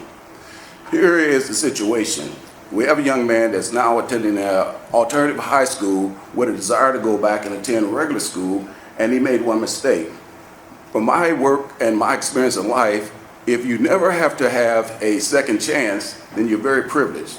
If you've had 1, 2, 3, or 4 second chances, then you're very fortunate. But if you never have the opportunity to have a chance, then it's a shame on us. It's a shame on our education system, how we segregate people and treat them differently for one minor mistake. This young man is very timid, but he did the best thing he's doing, new to the area. I ask your support as we pursue forward with support of the lens, and that you look at our education program in a different light. In my tenure in the military, I was asked, how do you measure success? And my response would be, my success is measured on the success of others. If we look back in Oregon years from now and say, how do we measure our education success? Then we have to say it was the success of us and how we put this thing together in support of our students. Thank you. Thank you, Mr. Manning. Michelle. Good afternoon, Governor and Board. My name is Michelle Blatch, and I'm speaking on behalf of the Oregon Commission for Asian and Pacific Islander Affairs, and I also will keep this very brief. I'm more of a number cruncher, and back in my office, I took a look at some of the numbers of students that were being disciplined and the issue of disproportionate discipline of minority students. And one of the things that struck me and also in my representation of Asians and Pacific Islanders, is that there are 0.3% of our Oregon population, I think in the 2010 Census Bureau, is of Native American or Pacific Islanders, but 9% of them are involved in discipline in our schools. And so what as a member of the commission, we support the equity lens, and I would like to see more focus put on opportunities for our students rather than discipline. Thank you. Thank you all for your time today. I appreciate the opportunity to be here. Thank you. Thank you. Thank you to the commission. I'd like to ask Rob Saxton if he would give some testimony to kind of bring all of this together, and then I'm going to turn it back over to Nicole for any other comments. Thank you, Doris. Appreciate it. Governor Kitzhaber, OAIB, for the record, Rob Saxton, Deputy Superintendent of Public Instruction. I just wanted to take a minute to commend the committee that did the work on putting this document together. It's really a very rich document. I have read through it any number of times, and I also want to tell you I appreciate the opportunity to give you some input and feedback, and to recognize the level of input and feedback that you took in putting this document together. I saw it's original. I saw a lot of the input that people gave to you over the course of time, and I see their words contained within the document. your ability to really focus on equity, especially looking at trying to close the achievement gap and around for our students of color is really strong and right on point and could not be better. It's very difficult to write a document like this. I've attempted to write a number of these myself over time, and certainly the input and the level of courage and focus and understanding of the issue that it takes to put together a document that really speaks to people in a way that has them take what's contained within it and make it actionable is a neat trick, and I think that you all have really done that work very succinctly, and you should be recognized for it. There are a couple different pieces in here. Certainly the beliefs, I was glad you took the time to go over the belief statements, and I would encourage each person in the room to really read these belief statements, think about what they mean to us as a state, what they mean to the students that we serve, and work to take those statements to heart. They are exactly correct. The OEIB case for equity, tomorrow I have an opportunity to speak to the Oregon Leadership Network, which is a coalition of school districts that are working on equity. And so I hope that I can read the statement that's contained within the case for equity to that group, because I think it will really speak to people in the state that are doing this work, which is a very important part of the document, is that it speaks to educators in the state, that it speaks to the Oregon Education Investment Board, and it speaks to the people of Oregon as we work to create a K through 20 education system that is going to work for all students. As we start to put this work together, and I think about what we did when the OEIB worked to look at the metrics that were selected within the strategic plan, and the Oregon Department of Education worked in putting together the metrics that are within the strategic plan. Both of those really speak to equity in a very specific way. And this equity lens matches up those metrics and those efforts in a very nice way. And as we put together this work, and as you all do your work, it provides us with exactly what is called out, a lens by which we can look at that work and think about the decisions that we make and how that work is put together in a way that will make sure to deliver equity and equitable outcomes for the students in the state of Oregon. So I just think it is a really rich document, and I want to congratulate you all for the work that you did in putting that together. And I heartily endorse what's contained here. And most importantly, I think that it really speaks to OEIB, Dr. Crew, myself, in leading the department about the work that we have to do in this state. And it gives us an opportunity to compare that and match up our work to what's contained within this document so that we get the outcomes that we intend. So I just want to thank you for providing us with the opportunity to have a document that gives us that kind of strength and purpose. Thank you, Rob. So I'm not going to add a lot of comments. I do just want to share that we have the unique challenge of having many more people who wanted to come and testify than what we were able to allow for today. So I want to thank all of the folks who came out in support and all of the individuals who wanted to come and testify. We apologize we couldn't accommodate every voice, but I think there's great pride that there's such resounding support from all communities across the state. We are in a little bit of a time crunch. We need to wrap up this portion by 3 o'clock, and I would like to complete by having a vote in support of this piece. So I would like to put the question out to my peers on OEIB about if there's discussion or comment, but I also want to urge us to get to a vote as well. So I would take that as a motion to adopt the equity lens. Second. Which has been seconded. Opportunity for discussion. Yes, Hannah, and then Dave. There's a lot of great work that's gone into this, and I think it is absolutely what we talked about from the beginning, is having this conversation. The piece on the bottom of page 1, the last sentence starting at the bottom of page 1, and then it goes on to page 2, about creating a set of concrete criteria and policies in order to reverse this trend. That is the work that we need to do, and the devil's in the details to make sure we get it right. How do we ensure moving forward that the individuals who testified today, the individuals that have given the input on what it is we need to do that are important in this process, how do we ensure that they're truly engaged in creating these policies and programs moving forward? Is there some plan in place, or who's going to be monitoring that, I guess?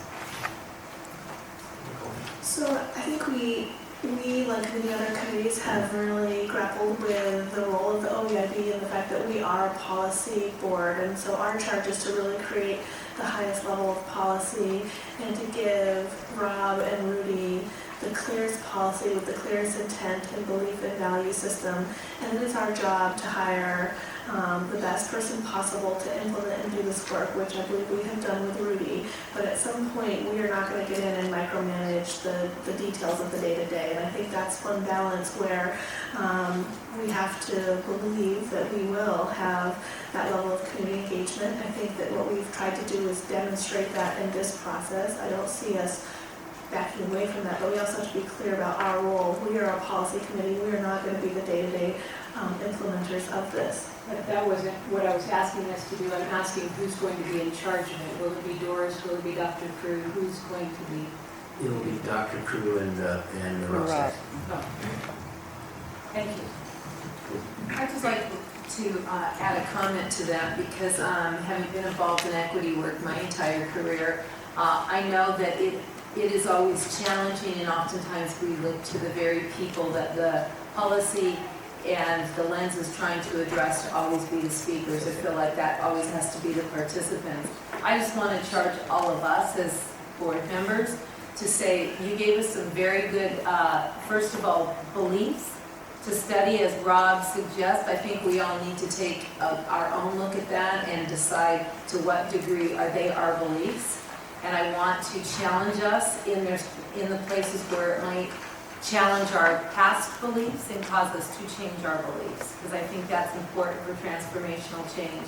Second of all, I think we should use the guiding questions that you offer us in every single thing we do.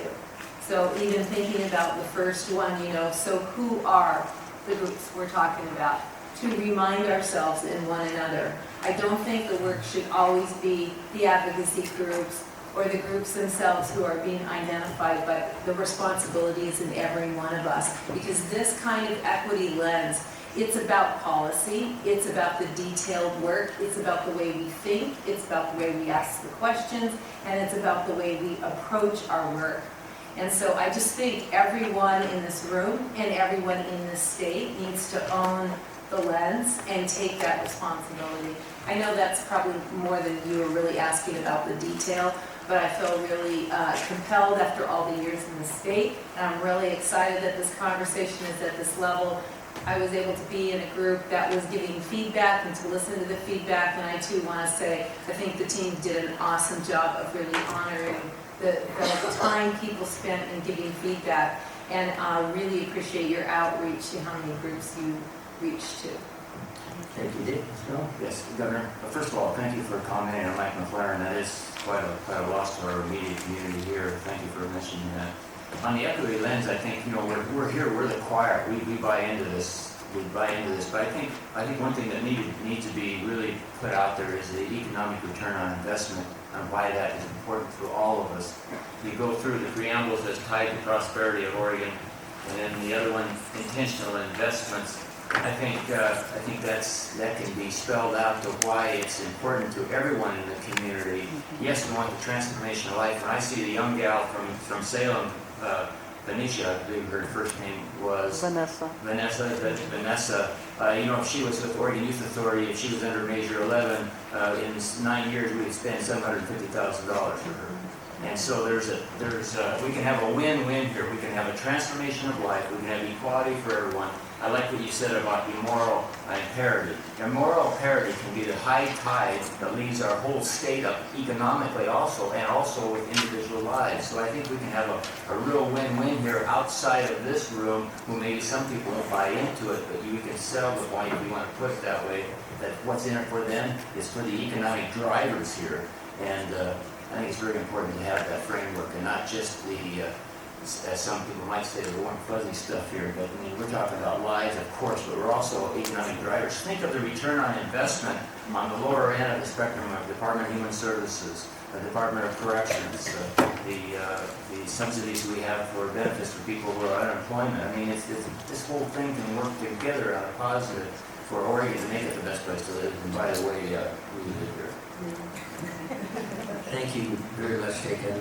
Let me just say that I know this was written with an eye to our educational system, but it's my intent to take this to the cabinet and to our agency heads as well, make sure that they're very conversant in this and use this as a guide for their investments and the policy that they develop.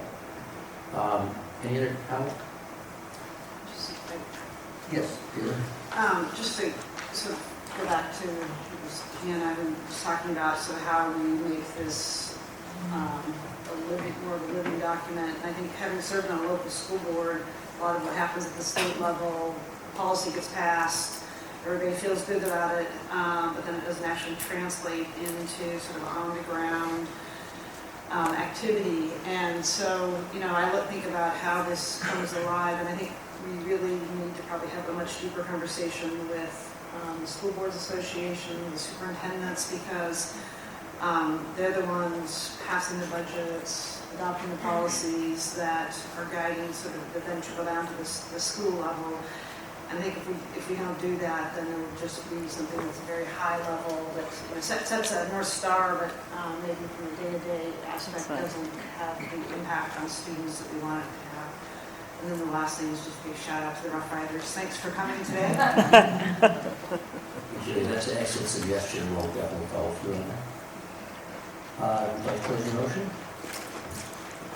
Yes. Just restate it? Just object anything like that. Okay, is there objection to the motion? Very nice order. Thank you all for coming. Before we get a break here for 15 minutes, we received some very sad news earlier this morning, and I will share it to you now. I understand it's going to be public, but former Representative and Speaker Lynn Lundquist passed away this morning. And as many of you know, Lynn was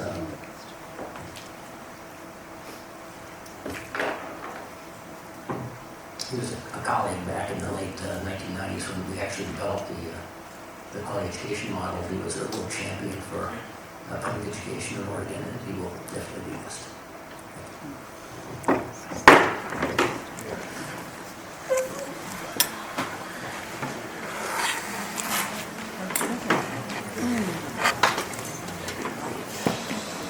In Washington County, along with Salem, Kaiser, and Portland, we pulled together in what we called the ELL Collaborative, where we were really focused on how we might share best practice, learn from one another, maybe do some peer review, identify exemplars, and eventually be able to not only identify and duplicate some exemplar models around services to ELL students, but also to be able to scale up across the entire state.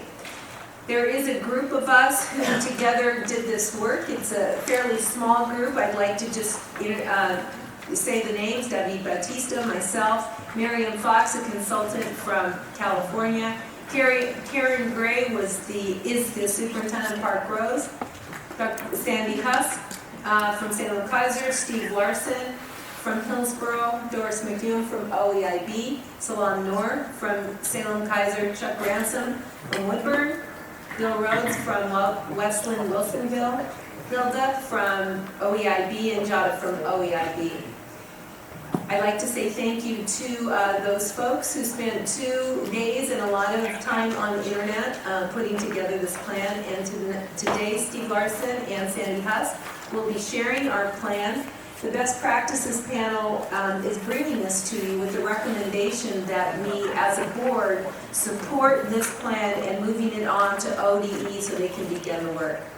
Thank you, Sandy and Steve. Could I just do a point of order? Oh, that's right. This was supposed to be an action item on the board. If you recall, the last time the board met, we did talk about this, and so in essence, this is a second reading. So our intention today is to try to move this forward and take a vote on it. So if you just keep that in mind, and of course we'll have a discussion. Hopefully we can get there. Thank you.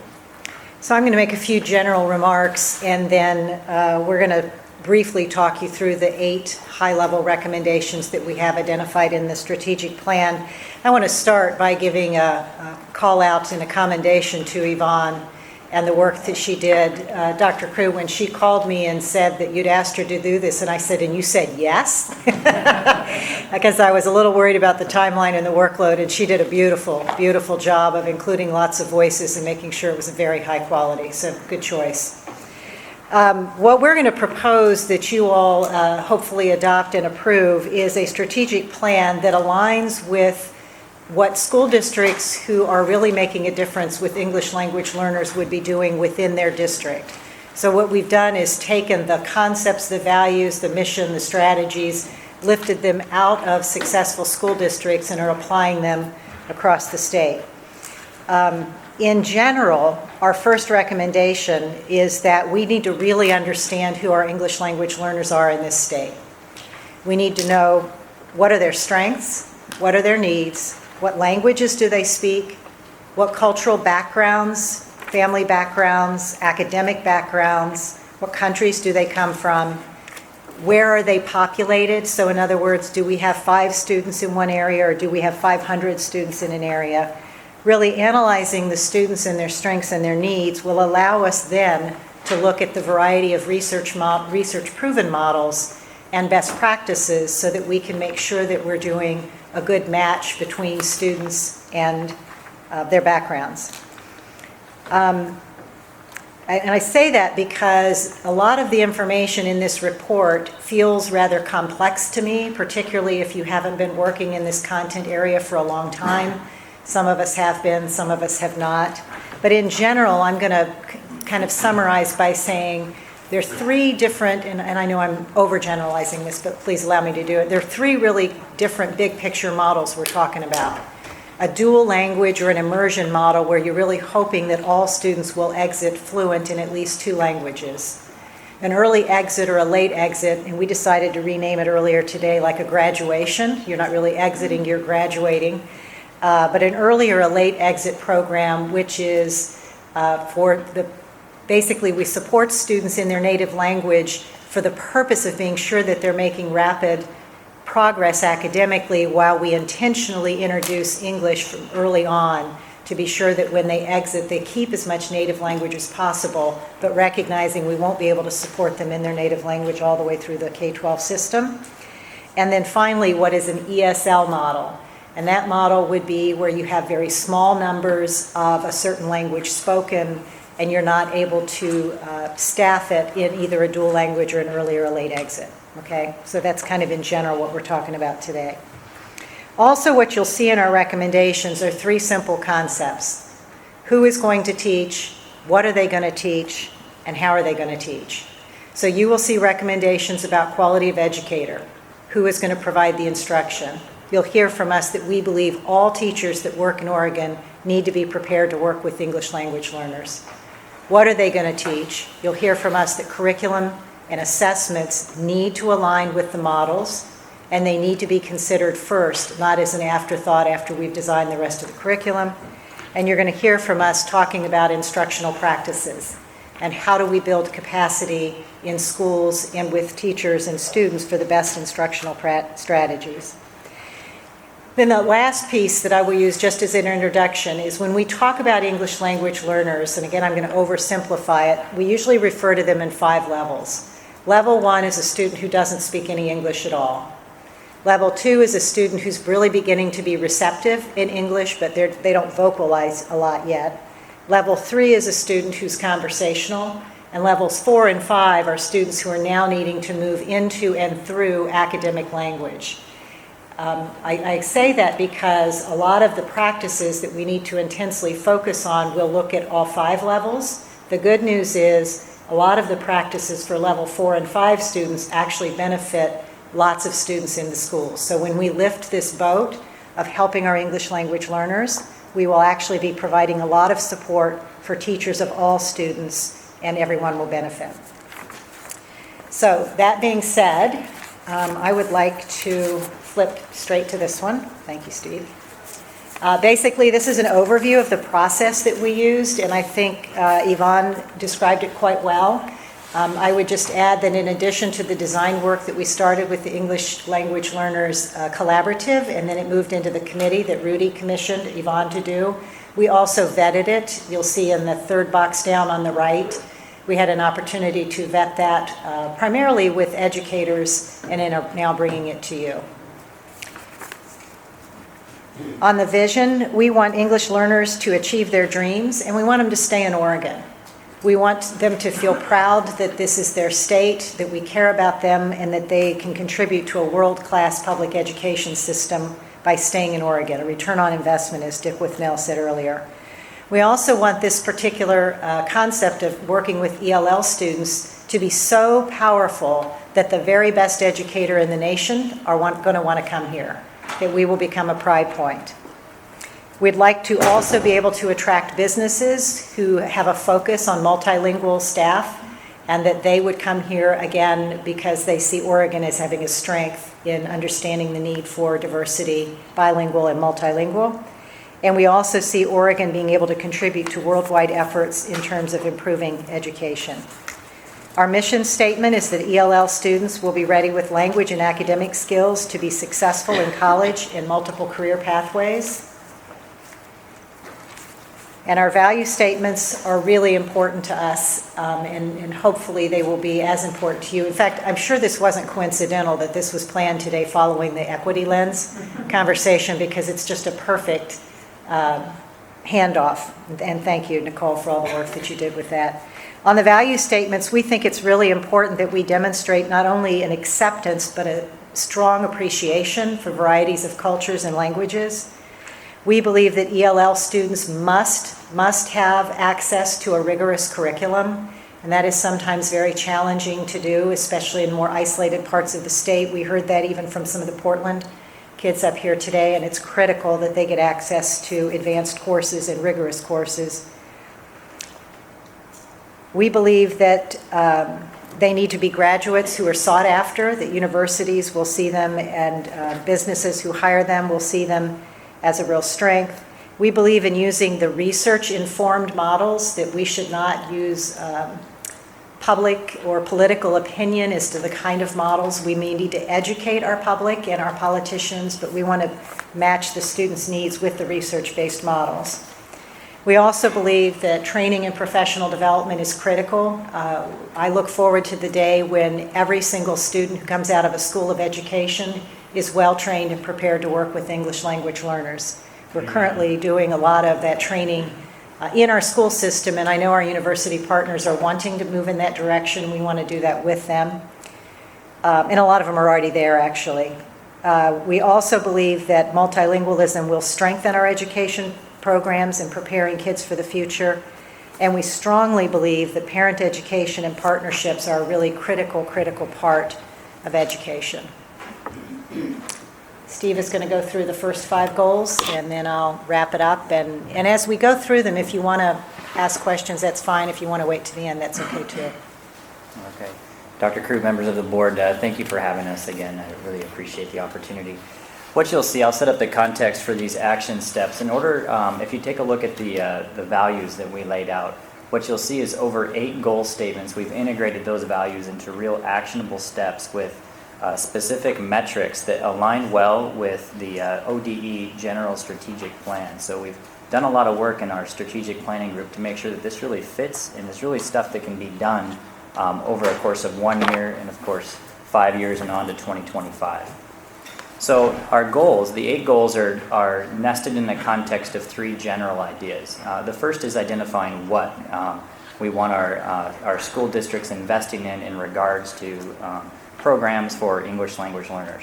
The second overall theme is building capacity to do it well, do it with quality and fidelity and consistency over time. And the third is to invest in continuous improvement models so that regardless of where we are in that implementation cycle, we're always looking to evaluate the degree to which we're doing it well and making improvement efforts along the way. So the first goal is certainly to ensure that all students have access to quality programs, and as well as give leaders, those who are leading schools, leading districts, the tools they need in order to support the implementation. And we'll do that through a variety of strategies. In this presentation, we gave you year 1 of the strategies. In further documents, you'll see that there are years 4 through or 2 through 4, which have annual iterations of each one of these goal statements. And I'll just bring out a couple of these along the way. So the first is to identify those research-based and research-informed program models. For example, dual language, early exit, late exit, like Sandy mentioned. And what are those quality indicators that schools can monitor to make sure that they're implementing those programs with fidelity?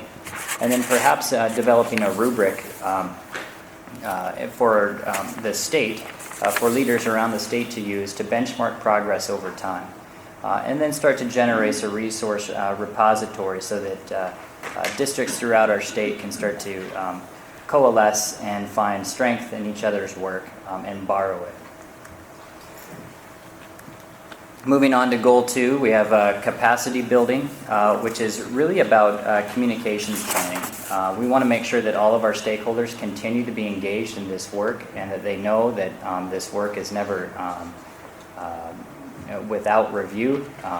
Annually, we want feedback along the way from our partners, our teachers, our families, to make sure that we're continuing to invest in effective practices.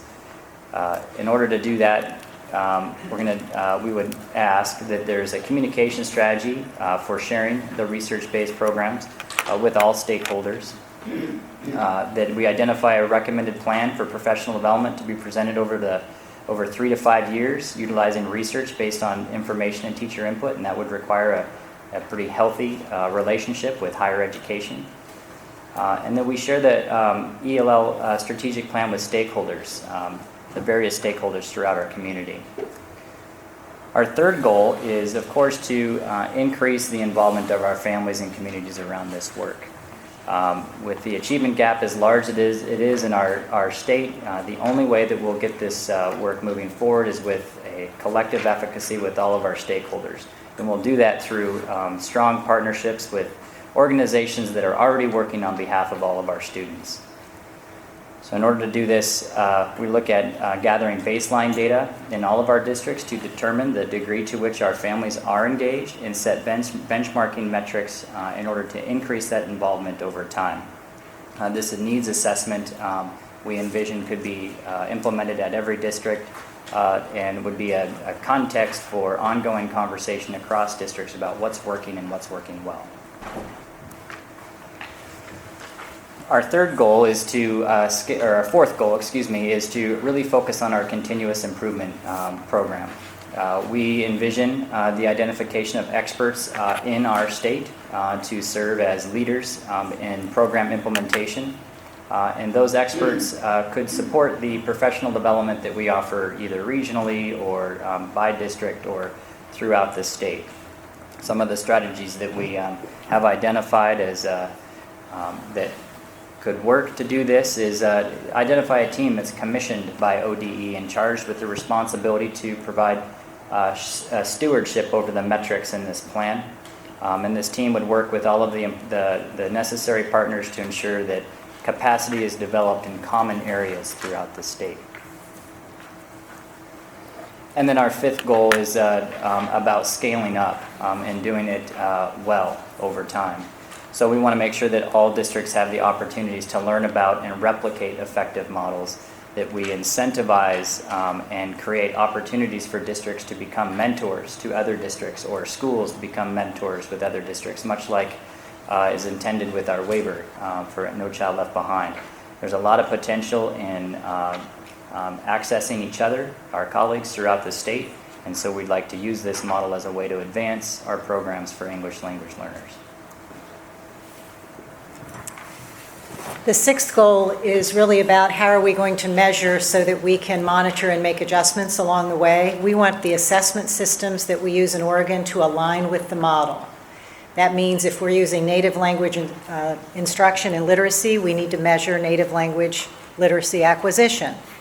If we're doing a deliberate introduction of English in speaking, reading, listening, and writing, then we need to have formative assessments that allow us to monitor students' progress in that. Only when we monitor those things will we be able to make enough adjustments to see what's actually causing success. The other thing that we have included in this section is that we need to look at the successful English language learner students and why they were successful. Currently, once you're successful after 2 years, we drop them out of the subgroup. And we miss a real opportunity of analyzing backwards, why did this student stay in the subgroup? Why did this student successfully graduate from the English language learner program? And what can we learn from that so that we can make adjustments so all students are successful?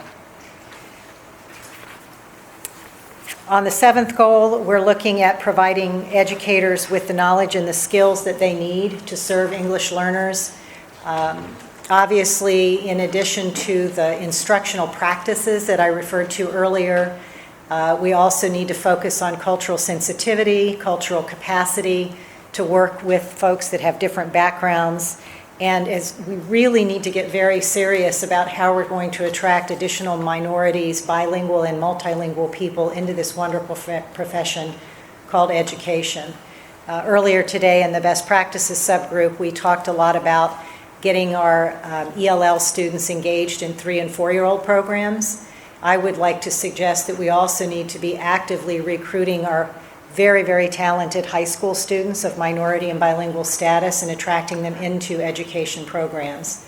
Even if we decided tomorrow that we were able to offer 3- and 4-year-old ELL programs, preschool programs, we would really be challenged to find qualified teachers to go into those programs. So finding ways to attract them out of high school and moving in that direction would be highly recommended. And then the 8th goal, which we know may be a ways off, but we definitely feel very strongly about it, is we believe we should have universal preschool programs with a particular focus on children who have great needs, and we would include in that English language learners. Right now, we have a great desire and a vision to move in this direction in this state. I've been as involved as I could be in the Early Learning Hub here locally, and as I've gone out and started looking at not only the preschools that Salem-Keizer has, but the other early childhood or preschool offerings here around the Salem-Keizer School District, I see some really strong programs, but when I look at the student population, it does not mirror the K-12 student population. And some of that may be access, some of it may be cultural understanding of families needing just to learn what's available. A lot of it, I believe, is because the 3- and 4-year-old teachers don't speak Spanish. In ELL in our district, 90% of the 10,000 kids who hear a language other than English at night are hearing Spanish. And I think if they saw teachers who spoke the language that their children understand, they'd be much, much more inclined to consider an early childhood experience for them. So those are our 8 recommendations, and I have some concluding comments, but I'll pause for a minute and see if you have any questions or dialogue for us. I'd just like to raise for dialogue several places. I want to compliment you for the work you've done. I want to raise it several places in the document. You mentioned parent groups and you don't mention community groups, and particularly important in terms of dealing with ELL. So I want to. I hope we can get to that. Super feedback, thank you. The other one, gosh, Sandy, it's been 2 years already since our No Child Left Behind. Where's the teeth in this? We talk nice and we pat each other on the back. I got started in school segregation 40 years ago, where districts were under court order and other places, and I'm not suggesting that, but there were some teeth. There were some attempts to make some something that said you have to get to this point, and you have to get to this point in a measured amount of time. And I have not seen in the 20-some years I've been in Oregon where we've looked each other in the eye and said, you're failing Latino students, you've been failing Latino students, you've got to do better, or we're going to do something. And I'm looking for that something at this point. I don't mean about hitting people in the head with a stick, but I am really disappointed that we haven't gotten to where we need to get. And I see this as a blueprint for going there, but I don't see us saying there are consequences for this. So let me just, first of all, thank you for the honest feedback and the power of the conviction of your statements. I really appreciate that. I think that we're commissioned to do something to design how we're going to make everybody move forward. And I think that's what this has. I wouldn't disagree with you about the impatience and needing to have teeth in terms of consequences. I would challenge that we don't have the assessment systems in place right now. They exist. Whether it's going inside a district and looking at their programs or whether it's looking at student data, we've got to get that part designed so we make sure when we use the teeth that we've appropriately identified places that aren't making progress. It's a start. It's a start, yeah. I'd also say it's the cost of going quickly through a large document, but we have identified under each of the goals some very specific metrics that we would hold ourselves accountable to as a collective that will help, not to mention the role that the Achievement Compact plays in closing the achievement gap for districts. I would mention that. Mark. Sandy, throughout the work done, was there much conversation about the weights following these kids? The weighted formula? No. No, we didn't address funding formula. One of the recommendations for review with our report earlier from our subcommittee was just that, taking a look at the weighted formula, and when you look at the weights for this population and the amount of dollars, I guess that was raised as a concern. And when I look at this document, what I see for the first time since I've been in Oregon, maybe to help you out a little bit, is at least an attempt to start consolidating efforts and starting having a common vision so that we can really look at that. Yeah. And we haven't even had that to this point. So what I see is a tremendous amount of work to pull together best practices from a state view. You know, Rudy, you've mentioned several times of looking at several states on the West Coast. Maybe that could be something that could expand upon this as well.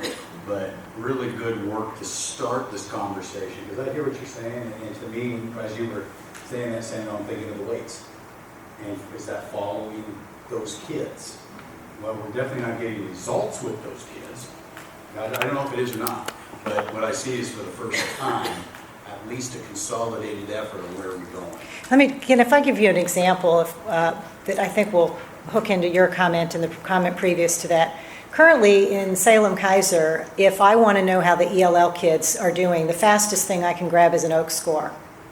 Okay? Almost all of them are taking that test in English. And I'm teaching them in Spanish.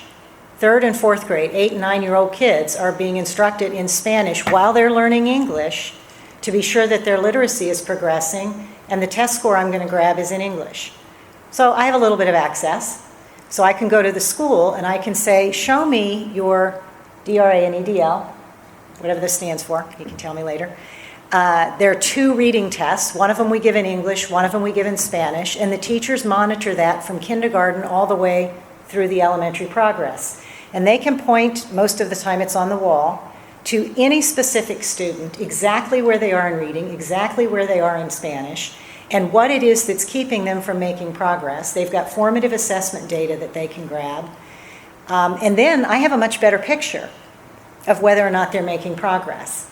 So if we had that kind of a system in place where we could talk commonly across district lines and Steve could say, we're getting progress in speaking and listening, and these are the kinds of assessments and strategies that we're using, we would then have a very quick way to separate the field. Right now, what we've got are a bunch of averages in assessments that are all given, almost all, given in English. And it's not helping us actually get into the diagnosis. So I really do think we have to build the structure for, let me say it this way. We have to believe in the mission and the values and get started on the best practices. If we start working just on structure, which is consequences and money, we're going to miss the opportunity, I really sincerely believe, on the momentum. Can I add to that? If we do that too quickly. When we started this conversation as a collaborative a few years ago, really reason we got together is because we all felt we were being hammered with a monitoring process that really wasn't getting at the depth of the kinds of questions and issues we needed to get at. And so a group of superintendents got together and talked about the dilemmas we were having within our districts, and knowing that we had some best practices and models within our districts, but also some really strong staff members who actually knew what we ought to be doing. And we said, what would happen if we all got together, worked in a collaborative manner, came to consensus, and really stayed focused on best practice?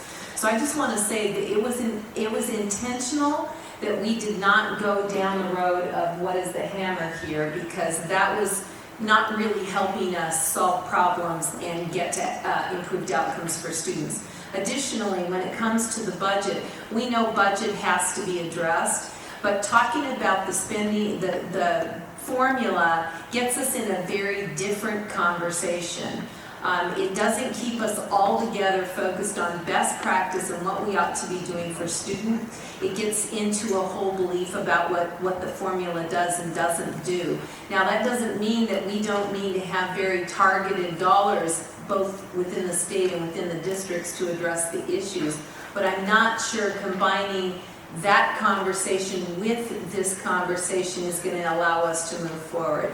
One is a best practice conversation around instruction and assessments and how we use all of that to inform getting better and better, creating more exemplars and duplicating them across the state. The other one is a political conversation, and there's some policy and practice involved there, but I would suggest that we sort of keep those separate while we make progress and figure out what is the right answer.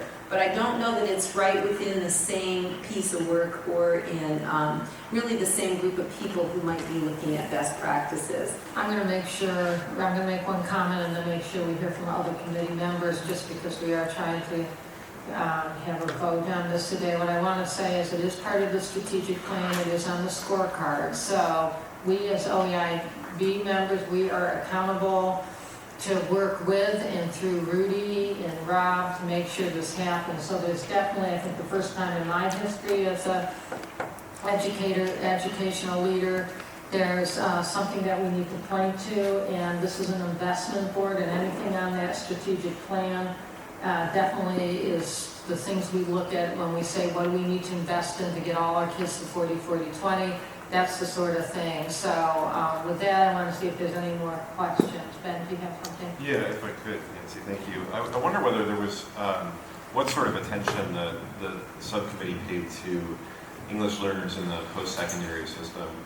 You know, I presume there are both entry barriers for English learners as well as challenges related to completion that are alluded to at least at one point here. And I would also expect there are efforts underway within our public and private universities to address those types of issues. So understanding that definitions may become challenging, since we have a very singular sort of prescribed definition of what an English language learner is in K-12, but did you get into the post-secondary? No, and we were definitely a K-12 group. Yeah, weren't there yet. P-12, we did have the P-12, preschool. thank you, yeah. We do have anchored in here in several places the recommendation that some of the first steps would be extending the conversation to post-secondary. We just didn't have enough time. There are too many moving pieces, but certainly our view would be that this would become a P20 plan. I used to have a button in my office that said world peace, and my staff would pull it out every now and then to remind me that we didn't have to do it all if we were going to just do this part today. So that's kind of where we were. Questions from other committee members? Okay, do I hear a motion? I'll move acceptance of the ELL plan as presented. Second, all in favor? Aye. Opposed? Okay, the plan passes. Nancy, can I make just a couple of Closing comments and then see if Steve wants to do that as well. So when we took this to the superintendent's group to vet it, it was the first time in my 7 years that we spent an hour talking about the needs of English language learners. And it was absolutely joyful to watch the superintendents get into deep dialogue about what's going on in their community. And part of the joy for me was they were really struggling with issues around race, with issues around prejudice, with issues about being misinformed, about citizenship and desire to do well in our community. And I say that because I think that when we move forward with the Lens for Equity and we move forward with this particular strategic plan, it is going to take a lot of bold leadership and a lot of compassion with our community that doesn't understand where we are right now, but not so much compassion that we allow them to stay there. Because in addition to just, using our energy to make things happen, we've got a lot of folks out in the field who really want to make something happen and still don't have enough information to figure out how to do it. So I'm trying to reinforce what we heard from the equity group earlier and to say that this one carries a lot of those same issues. It's not just instructional practice. It's being able to explain to your community, as Dick said, why this is going to be a great return on investment, and it's the right thing to do for our families and our children. Thank you. I would just like to say, having been a bilingual practitioner for some time now, I would just like to give a heartfelt thank you to Dr. Carew and to Rob Saxton for leading this work and charging us with the building a plan for the first time ever.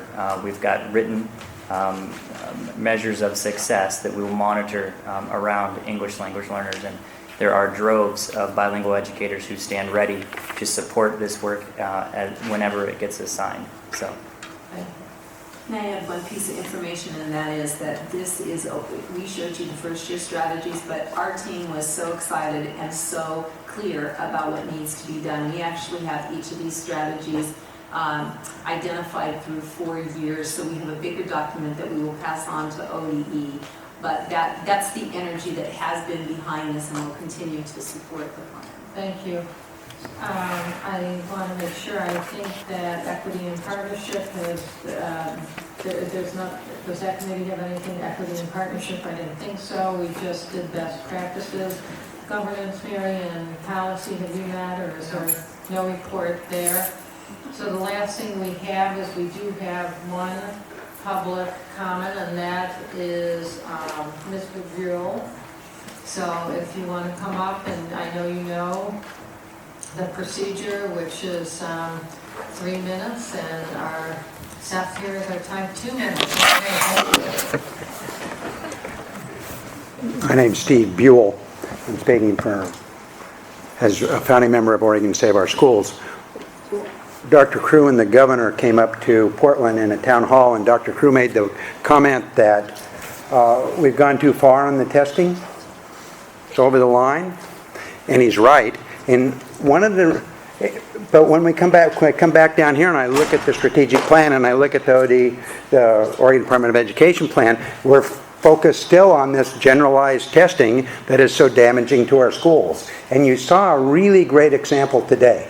You looked at the equity, and you now have this equity lens to look through. If you look through the testing from an equity lens, you don't want it. It doesn't work well. It messes things up. Then you saw also here today talking about the ELL plan. That's a lot of what gets in the way of what we're doing in our schools is we have so much time and energy invested in the testing. This generalized testing that's so damaging in the schools, it's invested there.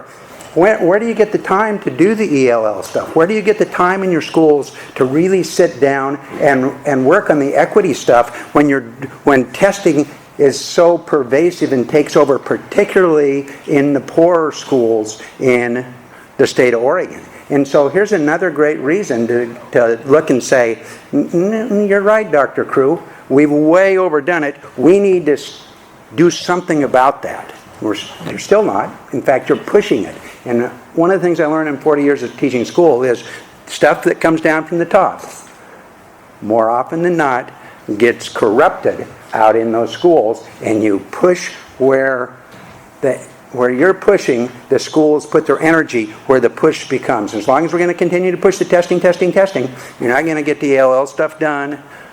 You're not going to get the equity stuff done because it doesn't work together. So choose.